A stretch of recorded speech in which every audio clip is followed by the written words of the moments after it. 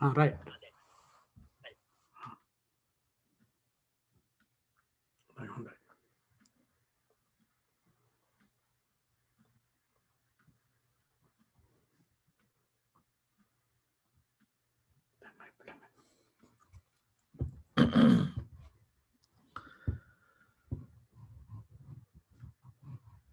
නමෝ තස් භගවතු අරහතෝ සම්මා සම්බුද්දස්ස නමෝ තස් භගවතු අරහතෝ සම්මා සම්බුද්දස්ස නමෝ තස් භගවතු අරහතෝ සම්මා සම්බුද්දස්ස පුඤ්ඤංකාතුං අසාරේන සාරං වරසුඛාවහං චරෙය්‍ය තං අකත්වාන කෝහිනාම සචේතනෝති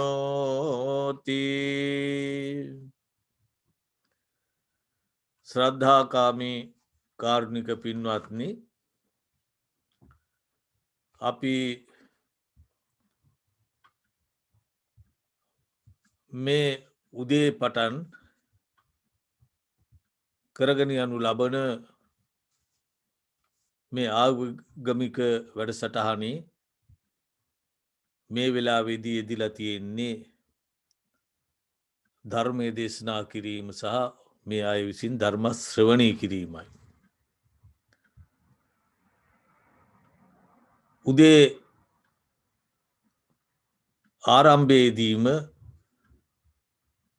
අපි ඉතා සුළු වශයෙන් කතා බහට යෙදුනා අද දවස පිළිබඳව.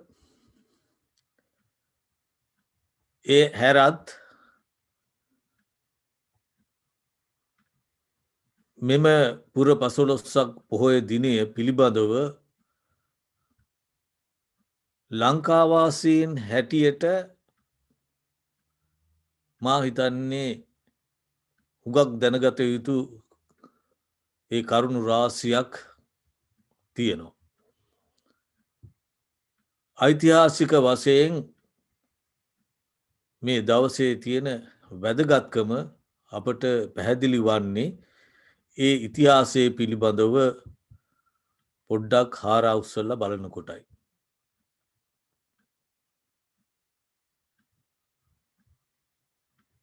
උඳුවප් මාසය. උඳුවප් මාසය කියනකොටම අපට මතකයට එන්නේ බෝධිරාජාණන් වහන්සේ පිළිබඳ කතා පුවත. මෙම බෝධීන් වහන්සේ ශ්‍රී ලංකාවට වැඩමවීම බෞද්ධයින්ට තමයි හුඟක් වැදගත් වෙන්නේ. අනිත් පැත්තෙන් බෝධිය වන්දනාමාන කිරීම ලංකාවාසීන්ට පමණක් නෙවෙයි. සමස්ත ලෝකවාසී බෞද්ධයින්ටම මහත්ඵල උදා කරන ඉතාමත්ම පින් කටයුත්තක් පුණ්‍ය කර්මයක් හැටියට සලකන්නට පුළුවන්.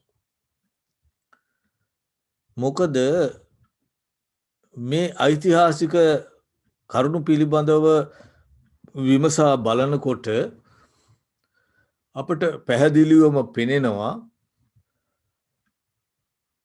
බුදුපියාණන් වහන්සේ කවමදාක්වත් දේශනා කරලා නැහැ මේ එදා මිනිස්සු අදහපු ගස්ගල් පර්වත ආදිය ඒ වගේ ඵලයක් නැහැ කියලා.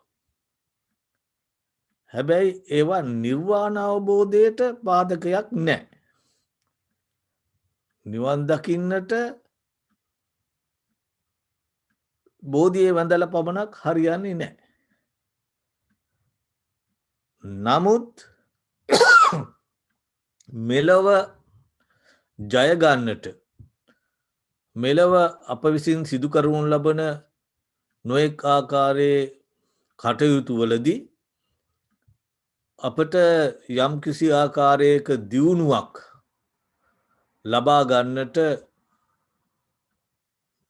හුඟක් හේතු සාධක වෙනවා මේවා ඇදහීම. වරක උන්වහන්සේ දේශනා කළේ ආරාම රුක්ඛ චේත්‍යානි මනුස්සා භය තජ්ජිතා නේතං කෝ සරණං කේමං නේතං සරණ මුත්තමං. මේවා අදහන්ට වැටෙන්නේ මිනිස්සු මොකක් නිසාද? භය තජ්ජිතා යම් ආකාරයක තමන්ට බාධකයක් තර්ජනයක් බියක් ඇතිවුණු අවස්ථාවක තමයි මිනිස්සු මේවා අදහන්ට පටන් ගන්නේ. නමුත් මේ වගේ ලැබෙන පිටිවහල අල්පයි. මේට වඩා අපට කළ යුතු උතුම් පිහිටවල් තියෙනවා.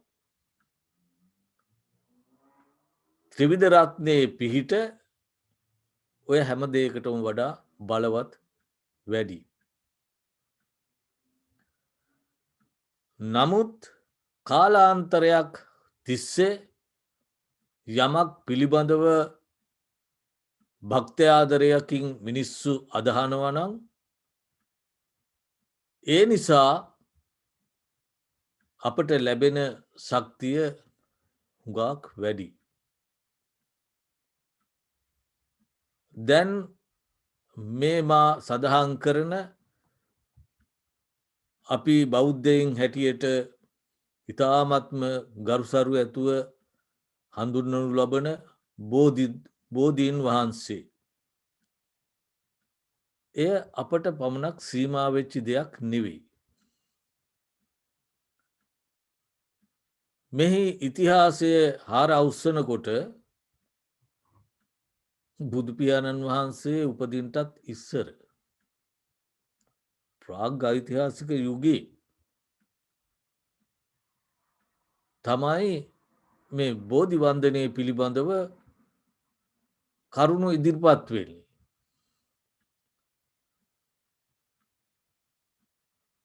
මුල්ම අපේ සමාජයේ ගොඩනැගීම ඇතිවෙච්චි මොහෙන්දජාරෝ හරප්පා ශිෂ්ටාචාරය අවුරුදු 5000ක් පරණයි. අවුරුදු 5000කට එහා ඒ පැවති මොහෙන්දෝජාරෝ හරප්පා ශිෂ්ටාචාරයේ කැනීම් කරනකොට ඒ වගේ ලැබුණා ඒ යුගයේ පාවිච්චි කරපු කාසි වර්ග. මෙම කාසිවල එක පැත්තක තියෙනවා මේ බෝධීන් වහන්සේගේ සලකුණ. ඒ කියන්නේ ඒ වකවානුවෙත් මේ බෝධියට කියන්නේ අපි බෝධිය කියලා කිව්වට ඕකේ නම අස්වත්ත ඇසතු. ඒ ඇසටු කියන එක තමයි අස්වත්ත කියලා පාලියෙන් හඳුන්වලා දීලා තියෙන්නේ. ඒකට තමයි අපි බෝධිය කියලා කියන්නේ. එතකොට මේ ශාඛා පත්‍ර අර කාසිවල සඳහන් කරලා තියෙනවා. ඒ කියන්නේ යම් වටිනාකමක් එදත් තිබිලා තියෙනවා. මිනිසුන්ගේ යම් ආකාරයක පිළිගැනීමකට ලක්වෙච්චි වෘක්ෂයක් බව. ඒ විතරකුත් නොවේ.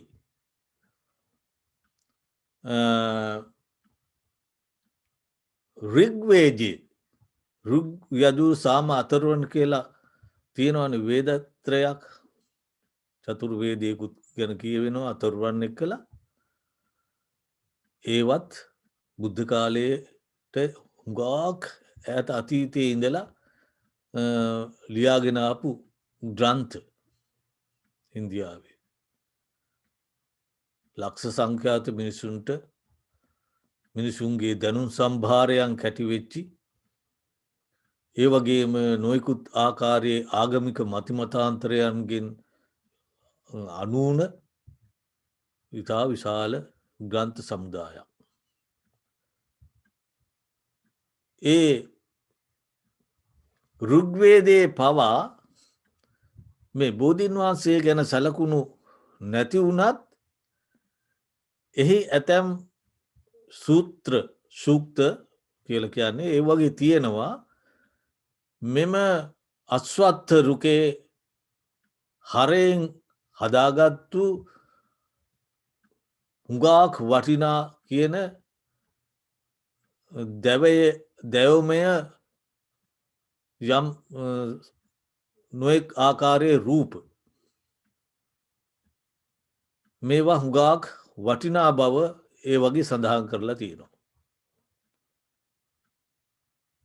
ඒ වගේම අථර්වන් වේදී විශේෂයෙන් දක්වල තියෙනවා මේ අස්වත්ථ කියන මේ බෝධීන් වහන්සේලා ඇදහීම නිසා යම් ආකාරයේ මිනිසුන්ට සිදුවෙන අකර තැබ්බල් වලදී පිහිට ලබාගන්නට පුළුවන් බව. ඒ විතරක් නෙවෙයි මේ වෘක්ෂයම භාවිත කරමින් කෙනෙකුට අපල උපද්‍රව කරන්නටත් එහි ශක්තියක් තියෙනවයි කියලා. ඒ වගේම තවත් සඳහන් වෙනවා මේ වෘක්ෂයන් ගාව නොෙක් ආකාරයේ දෙවියන් අපට නොපෙනෙන දේව ශක්තියෙන් ක්‍රියාත්මක වෙනවයි කියලා. එතකොට අපි කල්පනා කරලා බලනකොට කාලාන්තරයක් තිස්සේ මිනිසුන්ගේ වන්දනාමානයට ගරුබුහුමන්වලට ලක්වෙච්චි ඒ අස්වත්ථ කියන බෝධීන් වහන්සේ නම අපට ශ්‍රී ලංකාවට ලැබීම පිළිබඳව අපි හුඟක් සතුටුවෙන්ට ඕන. ඒ හුඟක් සතුටුවෙන්ට ඕන කරන්නේ ඒ ලැබීම පිළිබඳව පමණක් නෙවෙයි. ඒ ලැබිච්චි සාඛාව ලොවතුරා බුද්ධත්වයට පත්වෙන්ට සෙවන දුන් ඒ අස්වත්ථරුක්කේම සාඛාවක් වීමයි. තවත් මේක පැහැදිලි කරනවා නම් අද වෙනකොට අපි ඉන්දියාවට ගිහිල්ලා ශ්‍රී මහබෝධිය වන්දනා කරනවා. හැබැයි ඔය තියෙන්නේ ශ්‍රී මහබෝධිය නෙවී. ඒ මූලික බෝධිය ඉන්දියාවේ ඒක විනාශ කළා.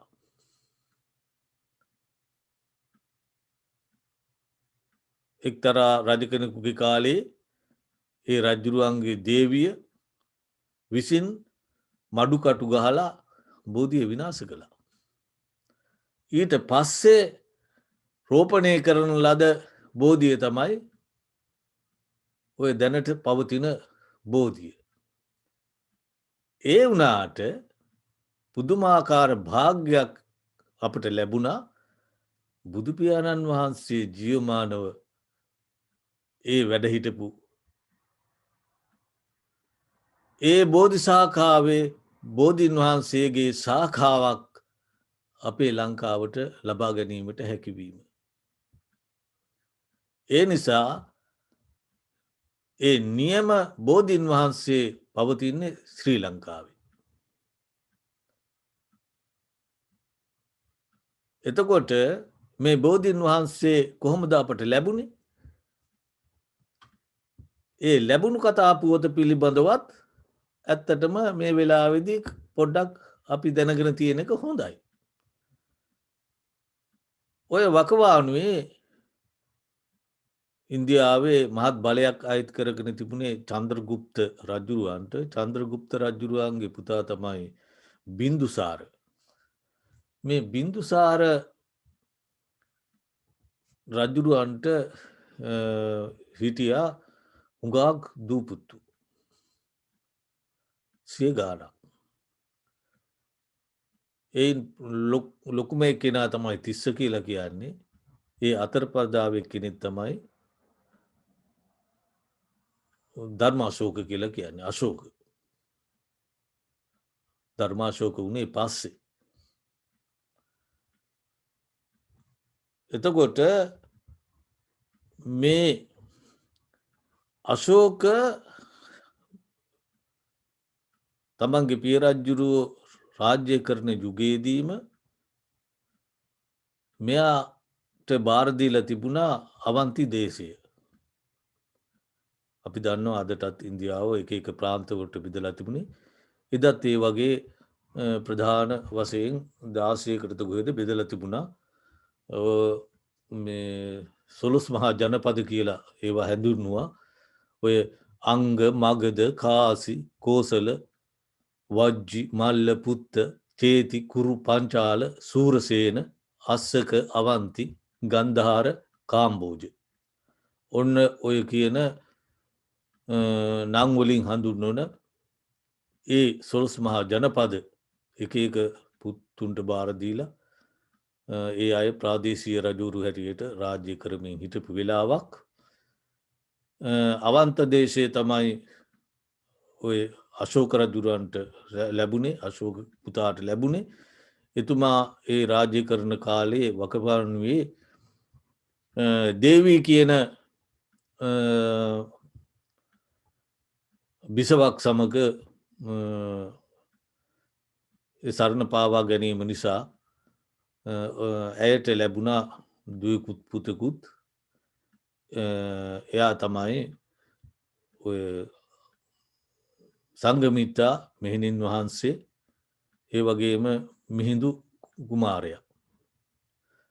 මිහිඳු කුමාරයයි සංඝමිත්තයි කියලා මේ දූපුතුන් ලැබුණේ ඒ දේවී කියන බිසවට. ඒ වගේම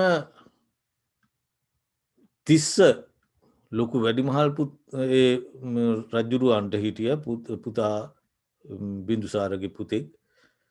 එයාට හිටියා පුතෙක් නිග්‍රෝධ. මේ පසුකාලීනෝ මේවා ඉතා වැදගත් වෙනවා. මොකද මේ යම් ආකාරයක සහ සම්බන්ධතාවයක් මේ අය අතරේ පැවතීම නිසා.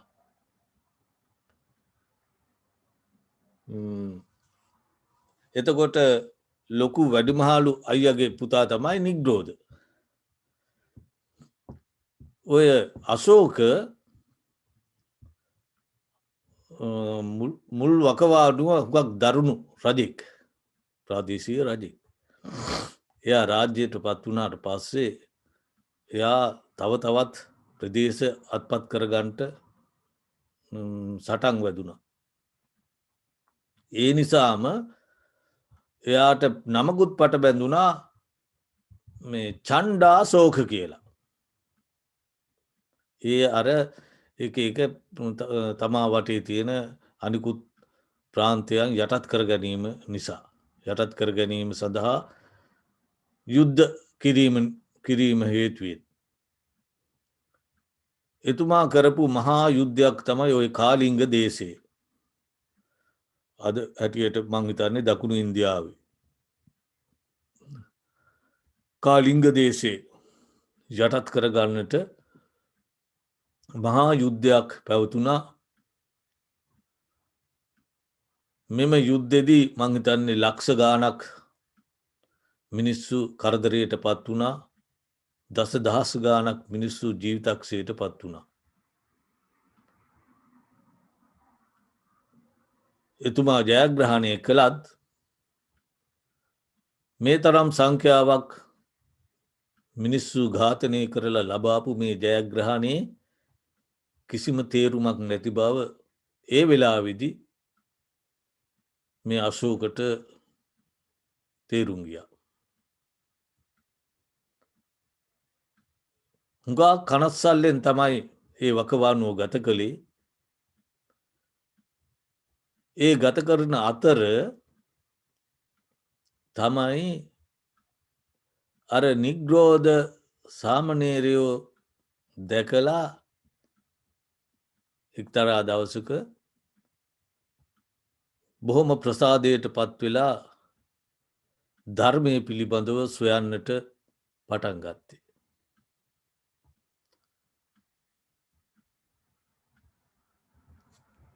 මේ අවස්ථාවේ අර චණ්ඩාශෝකගේ නම ධර්මාශෝක කියලා ව්‍යාප්තිවෙන්ට පටන් ගත්තා. මොකද හුඟාක් දැහැමි විදිහට රට පාලනය කරන්නට ඒ වගේම බුද්ධ දර්ශනයට අනුව බෞද්ධ දර්ශනයට අනුව කටයුතු කරන්නට මිනිසුන්ට පිහිටාසිර්වාද කරන්නට මිනිසුන්ගේට අවශ්‍ය කරන නොයෙක් දේවල් රජතුමා විසින් සකස් කරදීමට රජතුමා කටයුතු කළා. ඔන්න ඔය අතර තමයි ඒ වටා පිටාව තිබුණු ප්‍රදේශ එහෙම නැත්තන් රටවල් වලට මේ දහම් පණිවුඩය යවන්නට රජතුමා කල්පනා කරලා එක පිරිස් සමග ඒ හාමුදුරන් වහන්සේලා රහතන් වහන්සේලා සමග සාකච්ඡා කරලා ඒ රටවල් වලට බුදු දහම ප්‍රචාරය කරන්නට කටයුතු කළේ. ඒ එක ප්‍රදේශයක් රටක් හැටියට තමයි අපේ ලංකා භූමියටත් මිහිඳු මහරහතන් වහන්සේගේ පැමිණීම සිද්ධ වුණේ. මිහිඳු මහරහතන් වහන්සේ බුදු දහම රැගෙන ඒ පණිවිඩය ලංකාවාසීන්ට ලංකා රජතුමාන් ඇතුළු ඒ පිරිසට දැනුන්දීමෙන් පසුව ටික කාලයකට පස්සේ තමයි මේ බෝධීන් වහන්සේ වැඩමවීම පිළිබඳව කතාව එන්නේ. ඒ සඳහා ඉතාමත්ම සුදුසු ඒ මහින්ද මහරහතන් වහන්සේගේම නැගණියක් වුණු ඒ ධර්මාශෝක රජ්ජුරුවන්ගේ අර දේවී කුමරිය නිසා ලැබුණු සංඝමිත්තා ඇය තෝරාගත්තා රාජකීය කෙනෙක් හැටියටත් ඒ ඉතා වැදගත්. ඒ නිසා මොග්ගලී පුත්තතිස්ස මහරහතන් වහන්සේගේ අවවාද අනුශාසනාත් ඇතිව මේ බෝධීන් වහන්සේ වැඩබීම එදා සිද්ධ වුණයි කියල තමයි ශාසන ඉතිහාසයේ සඳහන් වෙන්නේ.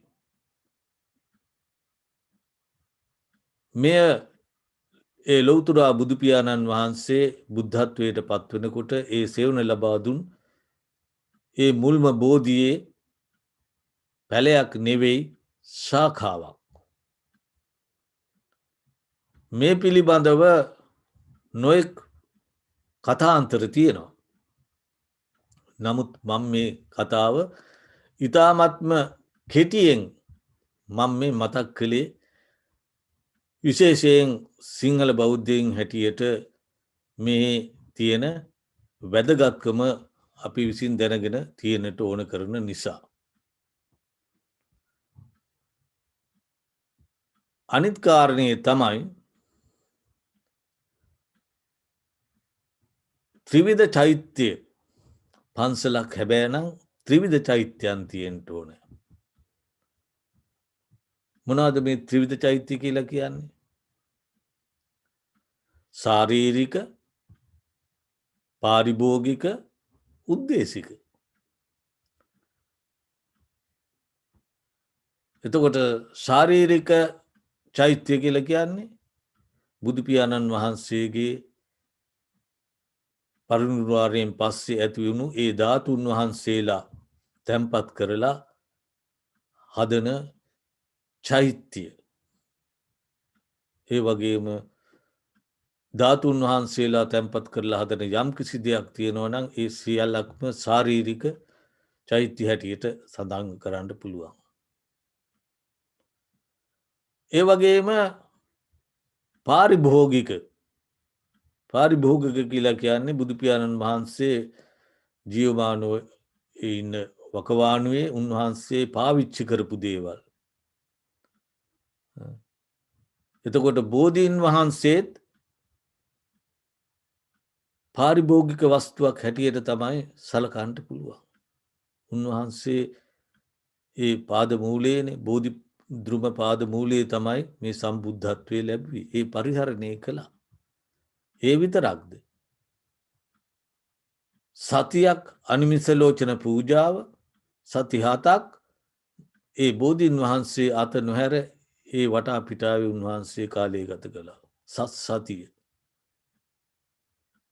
එතකොට ඒ ලෞතුරා බුදුපියාණන් වහන්සේගෙනුත් පුද සත්කාර සම්මානයට භාජනය වෙච්චි ඒ වෘක්ෂය අස්වත්ථ එහෙම නැත්නම් බෝධීන් වහන්සේ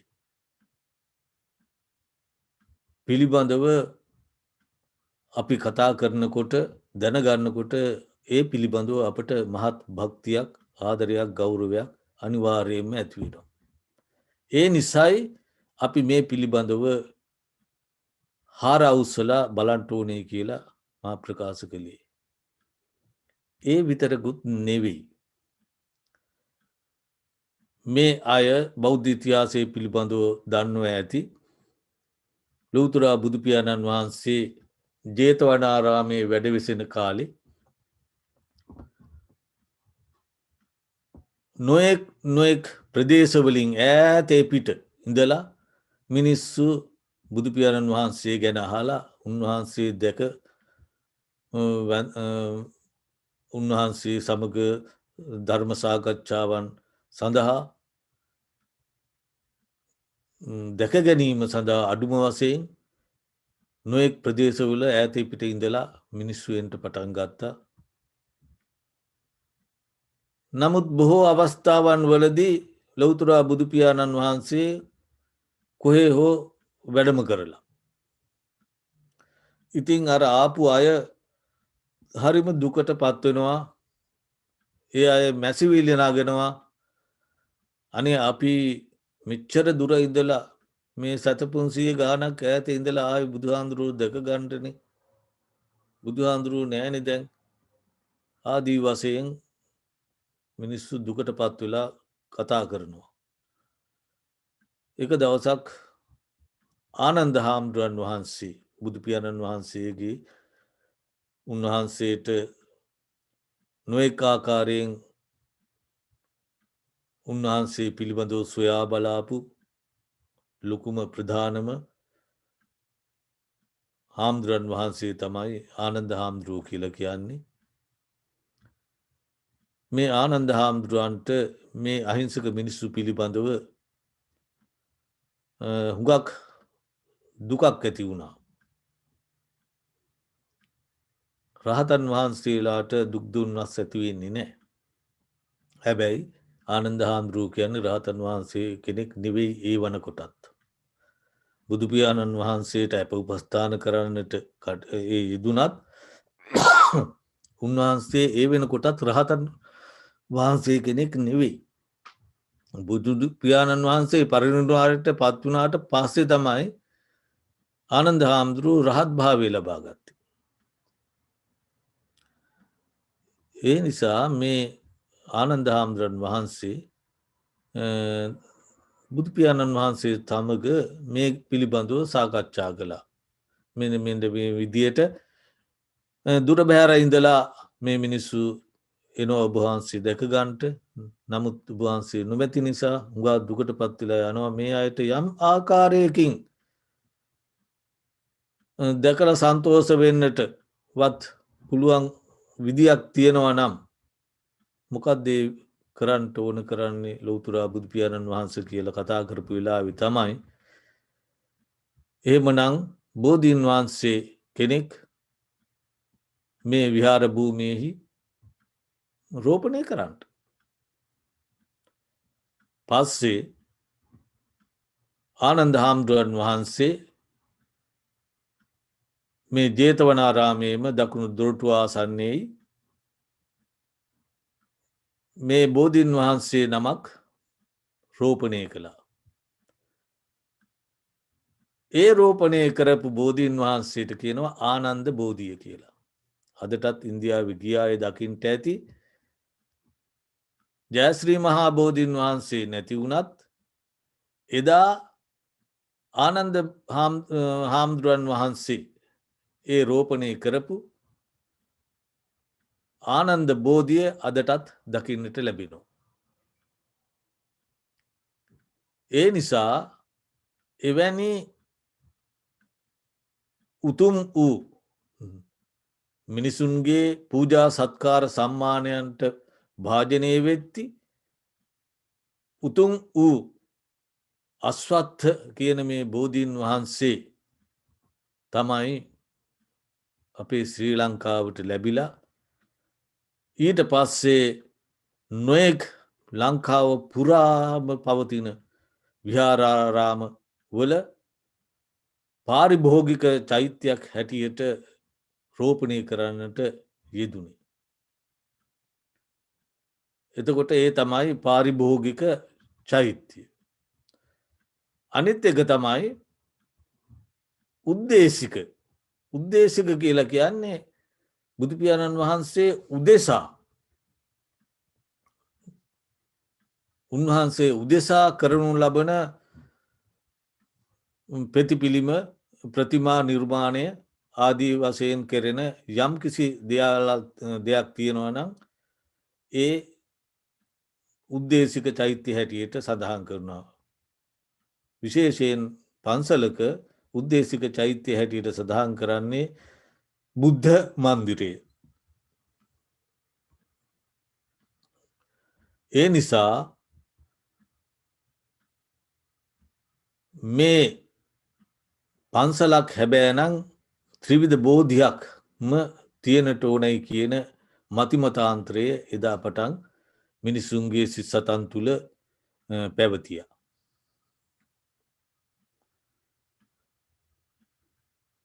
මේ උදා වුණේ උඳුවප් පුණු පොහොය.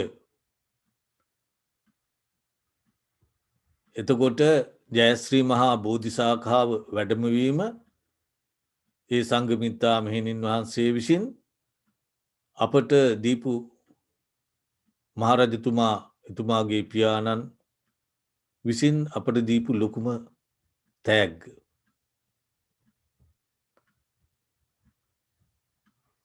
දැන් මේ අයට තේරෙනවා ඇති මෙම දවසෙහි තියෙන වැදගත්කම. ඒ කියන්නේ මේ උඳුවප් පෝයෙහි තියෙන ඉතාමත්ම වැදගත්කම රැඳී පවතින්නේ මේ ජයශ්‍රී මහා බෝධිරාජාණන් වහන්සේත් සමග කියන මේ කාරණය අවබෝධයට එනවා ඇති. මා මතකයි උදෙත් මතක් කළා මේ අයට යම් පින්කමක් කරනකොට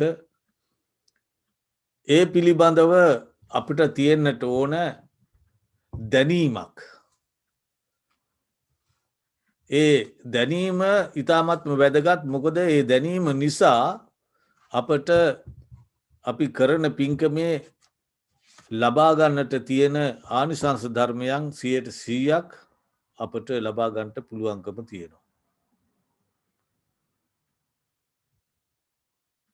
ආරාම රෝපා වනරෝපා යේජනා හේතුකාරකා. බුදුපියාණන් වහන්සේම දේශනා කරලා තියෙනවා ආරාමරෝපා වනරෝපා යේජනා හේතුකාරකා පපංච උදපානංච ආදි වශයෙන්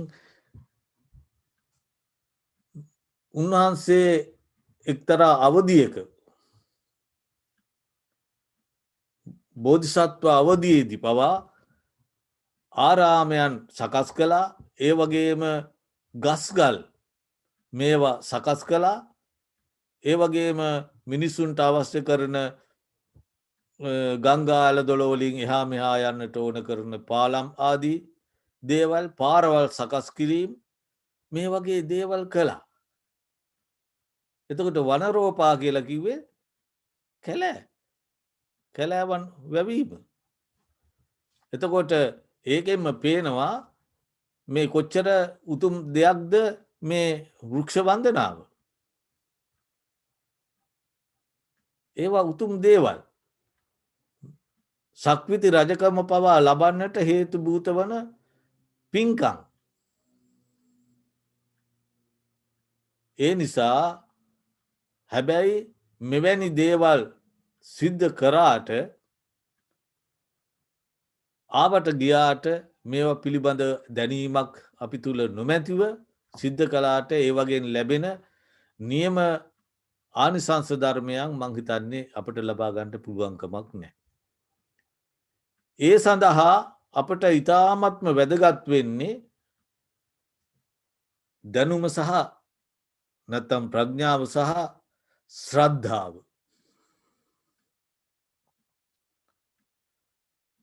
ඒ ශ්‍රද්ධාවක් නොමැතිව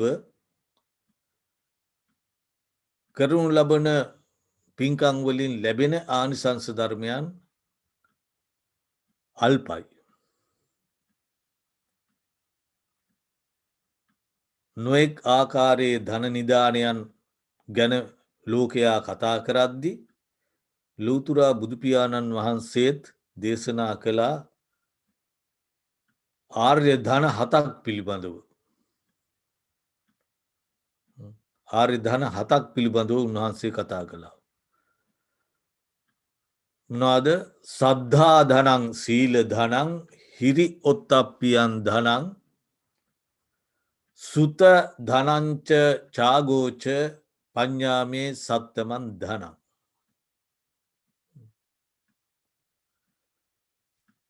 පළවෙනි කාරණය ශ්‍රද්ධාව කියන මේ ධනය. සද්ධා ධනං. ආර්ය ධනයේ පළමුවෙනි එක තමයි ශ්‍රද්ධාව. ඒ වගේම දෙවෙනි ධනය හැටියට සැලකුවේ සීල ධනය. ඒ වගේම තෙවනුව හිරියොතප්පියන් ධනං. හිරියොතප්පියන් කියලා කියන්නේ ලැජ්ජාව සහ බය. ලැජ්ජාව සහ බය කියලා කියන්නේ පව් අවැඩ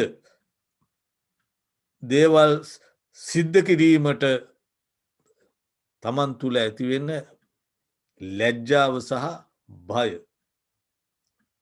මේක ඉතා වැදගත්. මොකද ලෝකපාලක ධර්ම හැටියටත් සඳහන් වෙනවා හිරියොත්තප්පිය දෙක. මොකද මිනිස්සු වැරදිවලින් අයින් වෙන්නේ වැරදි නොකරන්නේ මේ ලැජ්ජාවත් ඒ වගේම ඒවට තියෙන ඒවන් කිරීම නිසා සිදුවෙන වැරදිවලට දඬුවම් ලැබෙන නිසා. ඒකට තියෙන බය. මේක තවත් කෙනෙක් දැනගනී ආදී වශයෙන් කෙරෙන සමාජයේ දැනගනී කියලා හිතෙන නිසා ලැජ්ජාව ඇති වෙනවා. ඒවට දෙන දඬුවම් නිසා බය ඇති වෙනවා. එතකොට ලැජ්ජාවත් බයත් කියන්නේ ඒ හිරියොත්ප්පිය කියන එක තමයි. එය ලොකු ධනයක් හැටියට ලෞතුරා බුදුපියාණන් වහන්සේ දේශනා කළා. ඒ වගේම සුත ධනං, ඇසූ පිරූ තැන් ඇති බව. ධර්මය අහන්ට ඕනේ. ධර්මය අහන්නේ නැත්නම් ධර්මය දැනගන්න විදියක් නැහැනේ. එහෙමනම් තමා විසින්ම පොතපත ආශ්‍රය කරලා ඒවා දැනගන්න ඕනේ. ඒ නිසා ඊ타මත්ම පහසුයි සුතමය ධනය ඇති කරගන්නට ධර්මයට ධර්මාවාදයට ඇහුම්කන් දීමෙන් එය ලබා ගන්නට පුළුවන්කම තියෙනවා. ඒ මහත් ධනයක්. ඒ වගේම ඡාග පරිත්‍යාගය කියන්නේ දාන ආදී පින්කම් සිද්ධ කිරීම.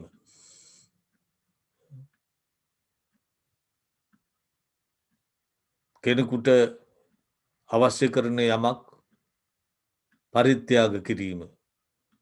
ඒ වගේම තුනුරුවන් විශේෂෙහි පූජා කිරීම. මේ වගේ යම් වෙනස්කම් තියෙනවා. බොහෝ විට කෙනෙක් තවත් කෙනෙකුට යමක් දෙන්නේ නැවත ලබා ගන්නට. එතකොට ඒ දීමෙහි ප්‍රතිඵලය අඩුයි. නමුත් යම් කෙනෙක් යමක් කෙනෙකුට දෙනවා නම් ඒ ආශාව ඇතහැර ලබ දෙන්න ඕන. ඒ දුන්නයින් පස්සේ ආය ඒ ගැන විමසන්නට හොයන්නට වුවමනාවක් නෑ. මොකද ඒ බැඳීම අත්තරලා තමයි කෙනෙකුට යමක් දෙන්නේ. ඊට පස්සේ දීපු දෙයින් ඒ ලබාගත්තු කෙනා මොනවා කළත් තමන්ට ප්‍රශ්නයක් නෑ. තමන් ඒක පරිත්‍යාග කළේ ඒ වෙලාවේදී ඒ තමන්ට ඇතිවෙච්ච ප්‍රසන්නතාවය හේතුව කරගෙනයි. ඒ පැහැදීම නිසයි ඒක කළේ. ඒ විදිහටයි අපි ත්‍යාගය පුරුදු පුහුණු කරන්නට ඕන කරන්නේ. ඊගාවට ත්‍යාගෝච පඤ්ඤාමේ සත්තමන්දන ප්‍රඥාව නුවණ ඇති කර ගැනීම. නුවණ ඇති කර ගන්නට නම් අර මතක් කරපු සුතමේ ප්‍රඥාව තියෙන්ට ඕන. ඒ වගේම සත්පුරුෂ සේවනය කරන්නට ඕන. තමන්ට වඩා දැනුම තියෙන උසස් කල්යාණ මිත්‍රයන් ආශ්‍රය කරන්නට උවමනා කරනවා. ඒ වගේම ධර්මයට ඇහුම්කන් දෙන්නට පුරුදු පුහුණු වෙන්න ඕන. ඒ විදිහට කරනකොට තමයි තමන්ට ප්‍රඥාවක් ඒ අනුසාරයෙන් ලබා ගන්නට පුළුවන්කම ලැබෙන්නේ. ඊට පසුව තමයි බණ භාවනාදී මාර්ගවලට යොමු වෙලා ඒවා තමන්ගේ අත්දැකීමක් බවට පත් කරගන්නට උවමනා කරන්නේ. එහෙම නොමැතිව ඒ අපිට පුළුවන්කමක් නෑ ඒ නියම ප්‍රඥාව අපට ලබා ගන්නට. ඒකයි බුදුපියාණන් වහන්සේ දේශනා කළේ මේ හැම දෙයක්ම තම තමා විසින්ම පච්චත්තං වේදිතබ්බෝ ප්‍රත්‍යක්ෂයෙන්ම මේ අවබෝධය ලබාගත යුතුයි කියලා. එහෙම නැත්තං ලෝතුරා බුදුපියාණන් වහන්සේටවත් පුළුවන්කමක් වුණේ නෑනි තමන්ගේ ළඟම ඥාතීන්වත් නිර්වාණ අවබෝධයට ළඟා කරන්නට. දේවදත්ත හාමුදුරුව කියන්නෙත් ළඟම එකනෙක්නේ ළඟම ඥාතියකනේ. නමුත් ලෝතුරා බුදුවරයෙකුටවත් ඒක කරන්නට බැහැ. ඒකයි තමා විසින්ම පච්චත්තං වේදිතබ්බෝ විඤ්ඤූහීති නුවණ තියෙන මිනිස්සු විසින් තමා විසින්ම මේවා අත්හදා බැලිය යුතුයි. එහෙම බලලයි ඒ පිළිබඳව තමන්ට අවබෝධයක් සහ යමක් කියනවා නම් ඒක ප්‍රකාශ කරන්නට පුළුවන්කම තියෙන්නේ. මෙන්න මේ විදියට ධන 7ක් පිළිබඳව ලෞතුරා බුදුපියාණන් වහන්සේ ඒ වෙලාවේදී ඒ දේශනා කරන්නට යෙදුනේ. මා මාතෘකා කරපු පුංචි ගාථාව මේ අද පුණු පොහෝ දවසේ සිදුවෙච්චි සිදුවීම් මාලාව සමග මං හිතන්නේ එකට සහසම්බන්ධතාවයක් දක්වන ගාථා ධර්මයක් පුඤ්ඤං කාතුං අසාරේන සාරං වර සුඛාවහං චරෙය්‍ය තං අකත්වාන කෝහිනාම සචේතනෝ.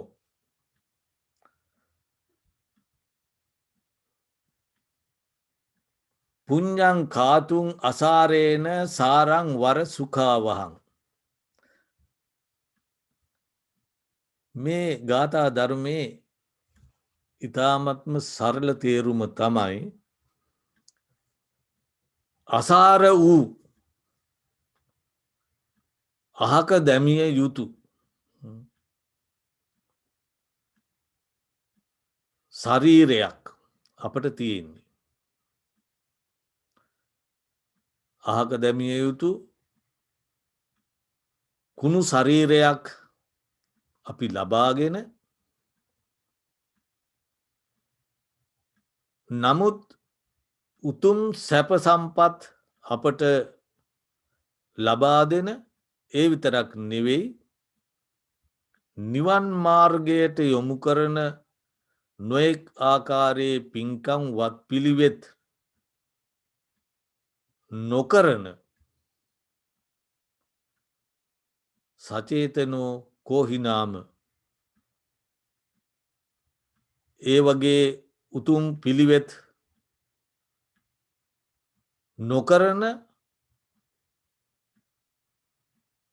සචේතනෝ පුද්ගලෝ සිහි ඇති මිනිස්සු කොහෙද ඉන්නේ? එහෙම මිනිස්සු ඉන්නවාද? තේරෙනවද මේ කියන දේ? තමන්ට තමන්වත් නැතුව කුණු ශරීරයක් දරාගෙන ඒ වුණත් ඒ කුණු ශරීරයේ මෙහෙයවලා නිවන් මාර්ගයේ සලසන උතුම් වත් පිළිවෙත් පුරන්නේ නැති මෝඩ මිනිස්සු ඉන්නවද?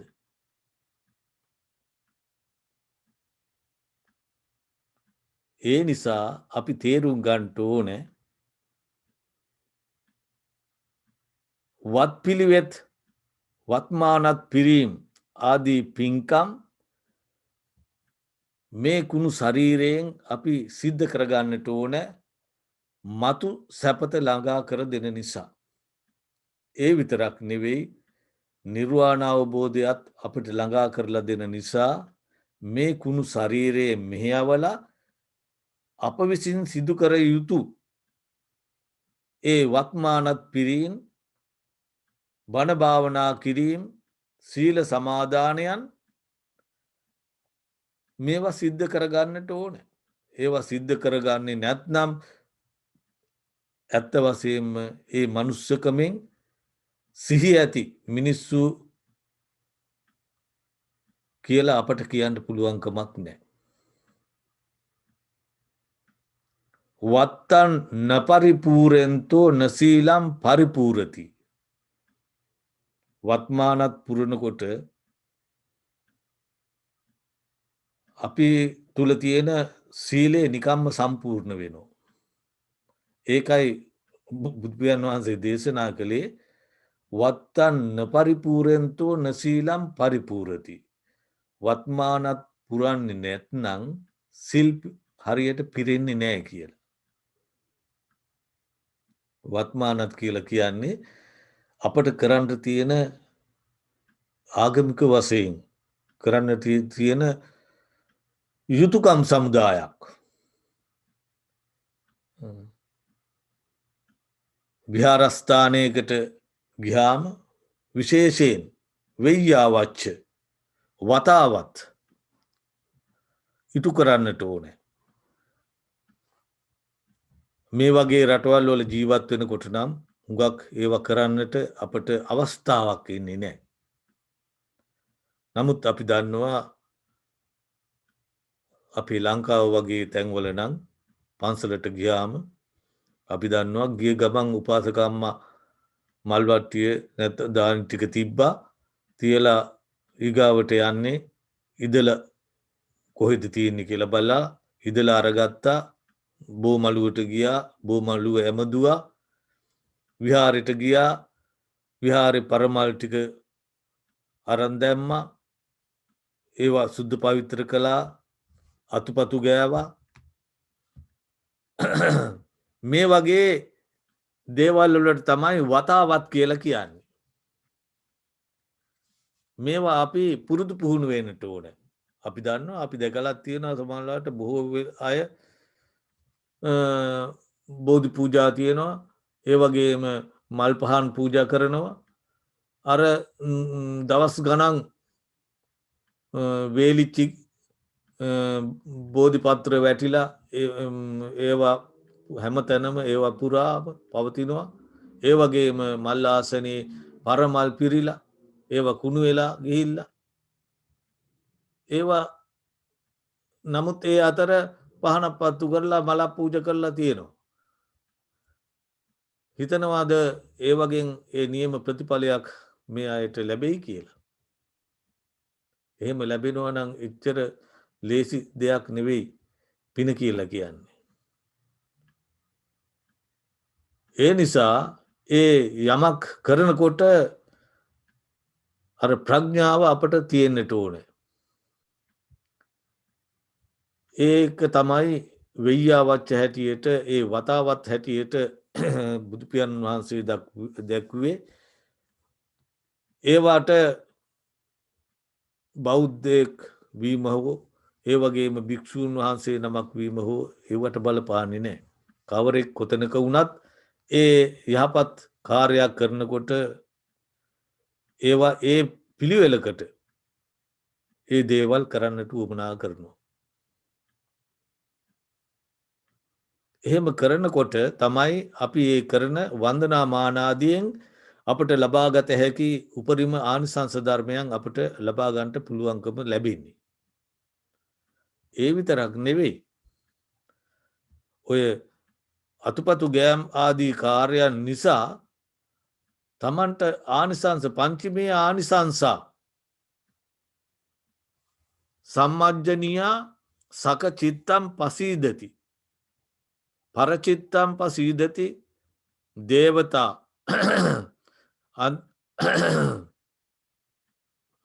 අත්තමානා හොන්ති පාසාධික සංවත්තනිකං පුඤ්ඤං උපචිනාති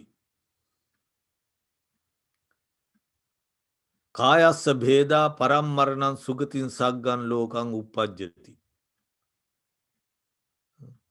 ආනිසංස ගණනාවක්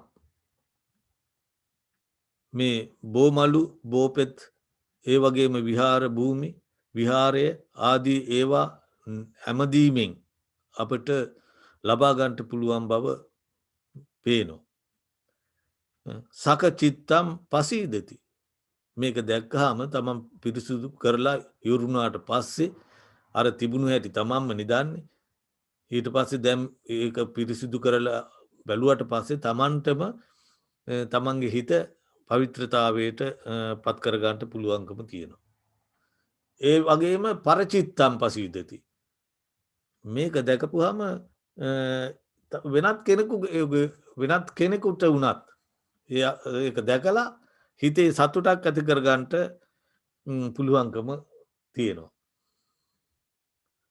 ඒ වගේම දේවතා අත්තමනා හොන්ති මේ දෙවියන් පවා මේවා දැක්කාම සතුටට පත්වෙනවා. ඒ වගේම පාසාධිකං සංවත්තනිකං මේ ප්‍රසාදය පැහැදීම ඇතිවෙනවා. තමන්ට ඒ නිසාම ඒ ප්‍රසාදය නිසා පුඤ්ඤං උපචිනන්ති පින් සිදුවෙනවා.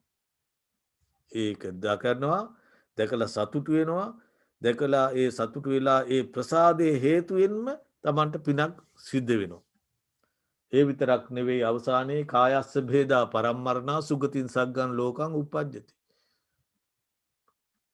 ඒ විදිහේ අදහස් ඇතුව මරණයකට පත්වෙච්චාම කෙලින්ම සුත්තප්ප බුද්ධෝ විය නිදා පිබිදියක් වගේ සග්ගන් ලෝකං උප්පජ්ජති ස්වර්ග ලෝකයේ උපත්තිය ලැබෙනවා. මෙන්න මේ කියන උතුම් ගුණ මේ වෙయ్యాවච්ච හැටියට අපට සඳහන් කරන්නට පුළුවන්කම තියෙනවා. ඒ විතරක් නෙවෙයි ඔය මාකිවීම විහාරස්ථානයකට ආගමික සිද්ධස්ථානයකට පූජනීය තැනකට ගිහාම අපි විසින් සිදු කර යුතු සිදු කරන්නට අපට උමනා කරන අපට අපි ඒ තැනකට යන්නේ අපට පින් සිද්ධ කරගන්න නම් අප විසින් මුලින් කළ යුතු දේවල් තමයි ඒ වෙయ్యాවච්ච හැටියට දැක්වී. ඒ විතරක් නෙවෙයි. තමන්ගේ දෙමව්පියන් පිළිබඳව, තමන්ගේ ගෙදර දොර පිළිබඳව, තමන්ගේ දරුවන් පිළිබඳව, තමන්ගේ ඥාතීන් පිළිබඳව අපට නොඒක් ආකාරයේ යුතුකං අපට කරන්නට තියෙනවා. ඒ නිසා විශේෂයෙන් මව්පියන් පිළිබඳව ඒ වගේම ගිලනුන් තවත් කෙනෙකුගේ උදව්වක් උපකාරයක් ලැබිය යුතු අය තමයි ගිලන් අය කියලා කියන්නේ. එතකොට මේ අය තත් අපි අතින් යම් කිසි දෙයක් සිද්ධ කරන්නට පුළුවන්කම තියෙනවා නම් ඒ වගේ දේවල් කල්පනා කරලා සිද්ධ කිරීමත් ඉතාමත්ම ශ්‍රේෂ්ඨ පින්කම් මේවා. ඒ නිසා අද මේ දවසේ මේ උතුම් වූ දවසේ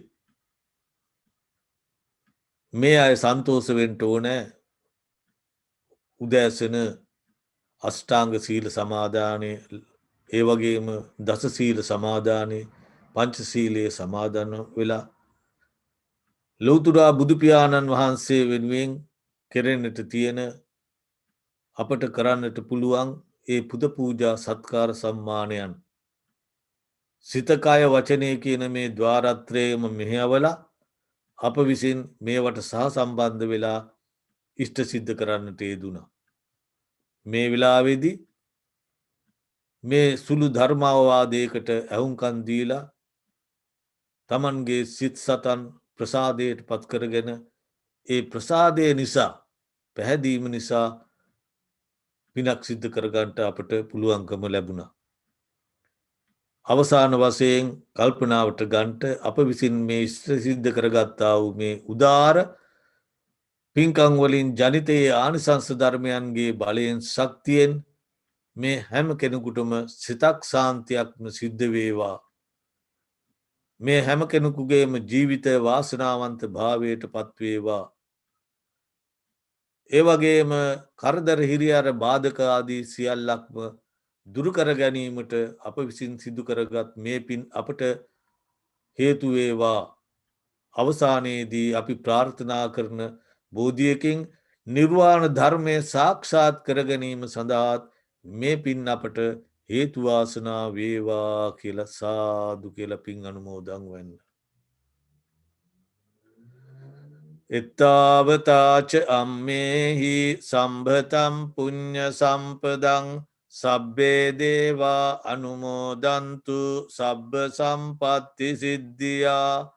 එත්තාවතාච අම්මේහි සම්භතම් පුඤ්ඤ සම්පදං සබ්බේ භූතා අනුමෝදන්තු සබ්බ සම්පත්ති සිද්ධියා. එත්තාවතාච අම්මේහි සම්භතම් පුඤ්ඤ සම්පදං සබ්බේ සත්තා අනුමෝදන්තු සබ්බ සම්පත්ති සිද්ධියා. ඉදම්මේ ඥාතිනං හෝතු සුඛිතා හොන්තු ඥාතයෝ. ඉදම්මේ ඥාතිනං හෝතු සුඛිතා හොන්තු ඥාතයෝ. ඉදම්මේ ඥාතිනං හෝතු සුඛිතා හොන්තු ඥාතයෝ. ධර්මශ්‍රවණය කිරීමෙන් ලැබගත්තාව මේ උදාරාන් සංස ධර්මයන්ගේ බලයෙන් ශක්තියෙන් මේ සියලු දෙනාටම නිදුක් නිරෝගී සුවපත් භාවය ලැබේවා. ප්‍රාර්ථනීය බෝධියකින් නිවන් සුව සාදා ගැනීම සදාත් මේ පින් හේතුවාසනා වේවා.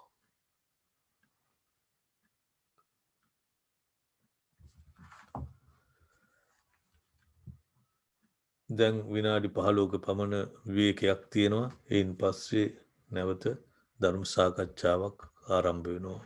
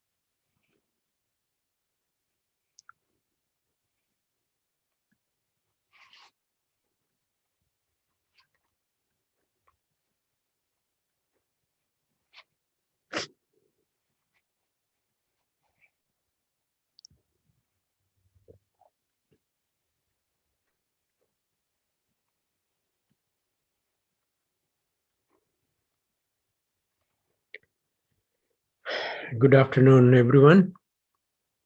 Hope you had a little break after Bhante Shanta's Dharma talk. And now we have a Dhamma discussion. You know, in Buddhism, in the Mangala Sutta Kalena Dhamma Savanang, listening to the Dhamma. Listening means learning the Dhamma. Kalena Dhamma Savanang, Kalena Dhamma Sakaccha. Discussion of the Dharma in a timely manner. These are two things that we should engage in as Buddhists who are following the Dhamma and trying to learn the Dhamma. Because discussion is very important. When you hear the Dharma, most of the time you hear it from your point of view. And when you discuss the Dharma with your friends and the family and the teachers, then you get a different perspective of what you heard, which is very important because we need full knowledge. In the morning, we use the word that Buddha is Buddha because he has the full knowledge. Jnana means knowledge. Pari means complete, all round. Parinya. This is a microphone. If you go around and see, I see only one side. So if you go around and see it from different angles, you get a complete picture of what you see. And same thing about everything that we see. There are many different angles to what we experience from one angle. Then other part of parinya, full knowledge, is called abhinya. Abhi means deep. Go into it and explore it inside. So abhinya, parinya, two types of knowledge. Nya is always the root for knowledge. Huh? Abhinya, parinya. Jnana, parinya, abhinya. Then there's another important word come from nya. Nya is the root. Panya. Abhinya, jnana, abhinya. Jnana is just knowing. Huh? Jnana means knowing. I know. When you say I know, that is jnana. Knowledge, jnana. Parinya, complete knowledge. Abhinya, deep knowledge. Abhinya and parinya combine when it is complete. It is called jnana. It is called panya. Abhinya, parinya, panya. Jnana, abhinya, parinya, panya. So the panya has much deeper understanding, much deeper we need to know, because that is just not just a knowledge. It has many other aspects of knowledge, panya. But today's question that I'm going to pose, since I don't have any written question sent to me by anyone, we were talking about in the morning we said there is so much knowledge in the world, but Buddha paid attention to one special type of knowledge that is the most important knowledge. That knowledge is knowledge about the dukkha. We can learn many, many, many subjects as long as the universe go. We can learn more and more and more and more, and that is endless. But as Buddhist, when you say parinyayam, things to be known, things to be fully understood, that is called parinyayam, parinyatang. Things to be fully understood, I fully understood. That's what the Buddha is saying in that Gatha to that Brahmana. So when Buddha used the word parinya, subject of his knowledge is every little detail about dukkha, the problem of life.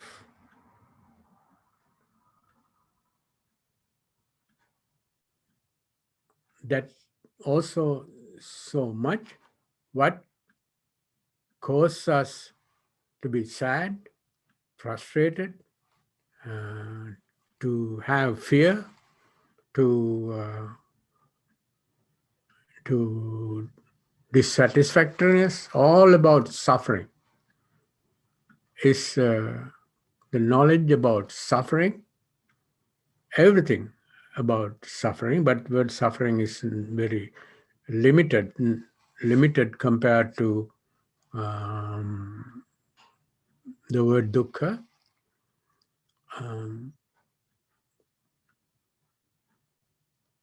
Mainly there are 4 aspects of the dukkha.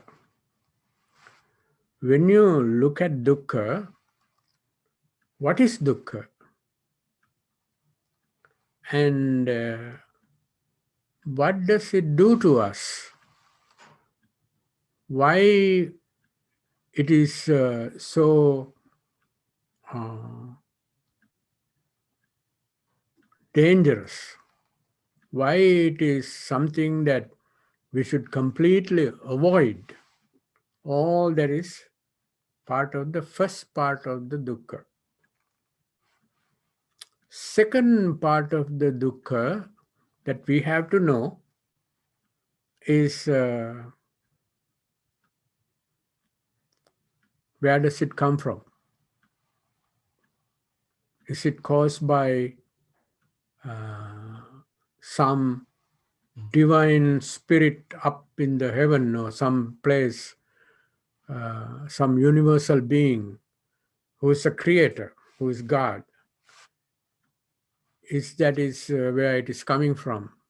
Or it is somewhere else? It is natural, there's no reason. That's the way it is. Dukkha, we are born as human beings, then we have to go through dukkha. Is that the case? No.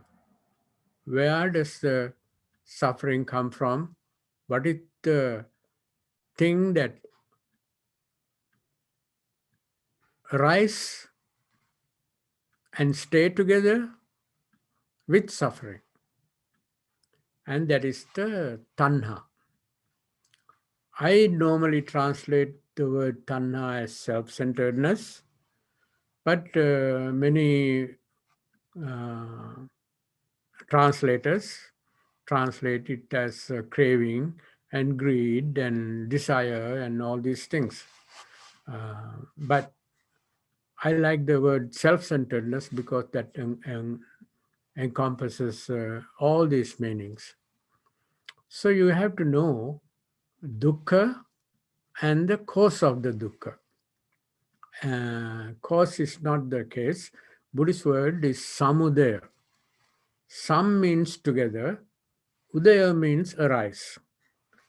Every time when suffering arises, frustration arises, something else arises at the same time. So it's not necessarily the cause, what arises at the same time. So that is tanha, dukkha samudaya. And the third thing is dukkha nirodha. You have to know dukkha nirodha. Now we are talking about dukkha. There are other aspects of dukkha. One aspect is something that arises at the same time with the dukkha that we call cause of the dukkha, samudaya, and then the nirodha. Nirodha means, is this suffering something that we have to live with? That means we have no way of getting out of it. Most people have the tendency to say that is the way it is. We are human beings, and human beings are supposed to die. Human beings are supposed to get old. Human beings are supposed to get sick, and so on and so on. This is the way that life is always going to be. And Buddha would pose the question, if anyone who is looking closely at the suffering, you see this side, you see this side, now you see another side. Yes. Then Buddha would say, yes, this can be eliminated. It's not God's will or anything else. Once you figure out the cause, but we figure out what is creating, if it's a God or our own mental disorder, create all the other things that come with suffering. So then dukkha nirodha is also part of the dukkha. Now you can say dukkha, second noble truth, is dukkha samudaya. Dukkha samudaya. What arises with the dukkha? Dukkha nirodha. Can we get rid of dukkha? Can we eliminate dukkha? Can we terminate dukkha? That is the other side to know. Then, if they come to know, once you look at this closely, this dukkha can be eliminated. That is something that you find out, come to know. Then you have to know, if that is something that can be eliminated, how do you do it? What is the method? What is the way to get rid of suffering? So you only study one subject. One subject is human suffering, suffering of all beings. Then other different sides to it is samudaya, nirodha, marga. What is the method of eliminating suffering? So if you, Buddha said, things to be fully understood, I fully understood. Then I said, we are Buddhist, we are following the Dhamma. That means we are supposed to do the same thing that what the Buddha did. Buddha, we want to become Buddhist. That means follow the Buddha. You can say, like in the West, it says you can be part of union, yoga. You know the word, famous word yoga? Yoga means union with God. I cannot come to union with God if I have so many flaws that God doesn't have, God is so pure and clean and uh, completely perfect. If I want to be a part of God, I have to be part of God. So, same thing, if I want to be Buddhist, I want to have all the necessary conditions, characteristic of the Buddha. So, yesterday I was at office where they check, blood test. I went to the blood test. This young man uh, talked to me and said, "Are you a Buddha?" So what he meant was, if I'm a Buddhist, right? But he said, "Are you a Buddha?" So that means Buddhists are supposed to be Buddhas. All of our goal is to become enlightened. Buddha has enlightened. Enlightenment means complete purification from all defilements, and then we become Buddha. So all Arahant, that's called Arahant. All Arahant are Buddhas. Buddha, meaning Samyak Sambuddha, that's a person who become enlightened by himself, that is Buddha. Pacceka Buddha, also someone who become enlightened by himself but don't know how to share the knowledge with anyone else, that's called Pacceka Buddha. Then we have Arahanta Buddha. Buddha, Pacceka Buddha, Arahanta Buddha. Buddha is to know completely Parinya. Same thing. If Buddha understood these four things about dukkha, all Arahants understood the same thing that way, just like the Buddha. That means they understood, excuse me,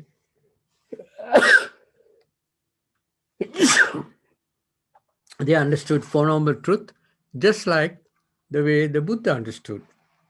So then what are we trying to do as Buddhists? We are trying to do the same thing to get the very clear, good understanding of Four Noble Truth. But when you say we understand four aspects of the Buddha, uh, four aspects of the dukkha, one is to be fully understood. Um, one is to eliminate, which is tanha. One is to experience. When the suffering is gone out of your system, you experience peace and joy of being free from suffering, complete emancipation from all suffering, emancipation. It's something to feel, something to experience.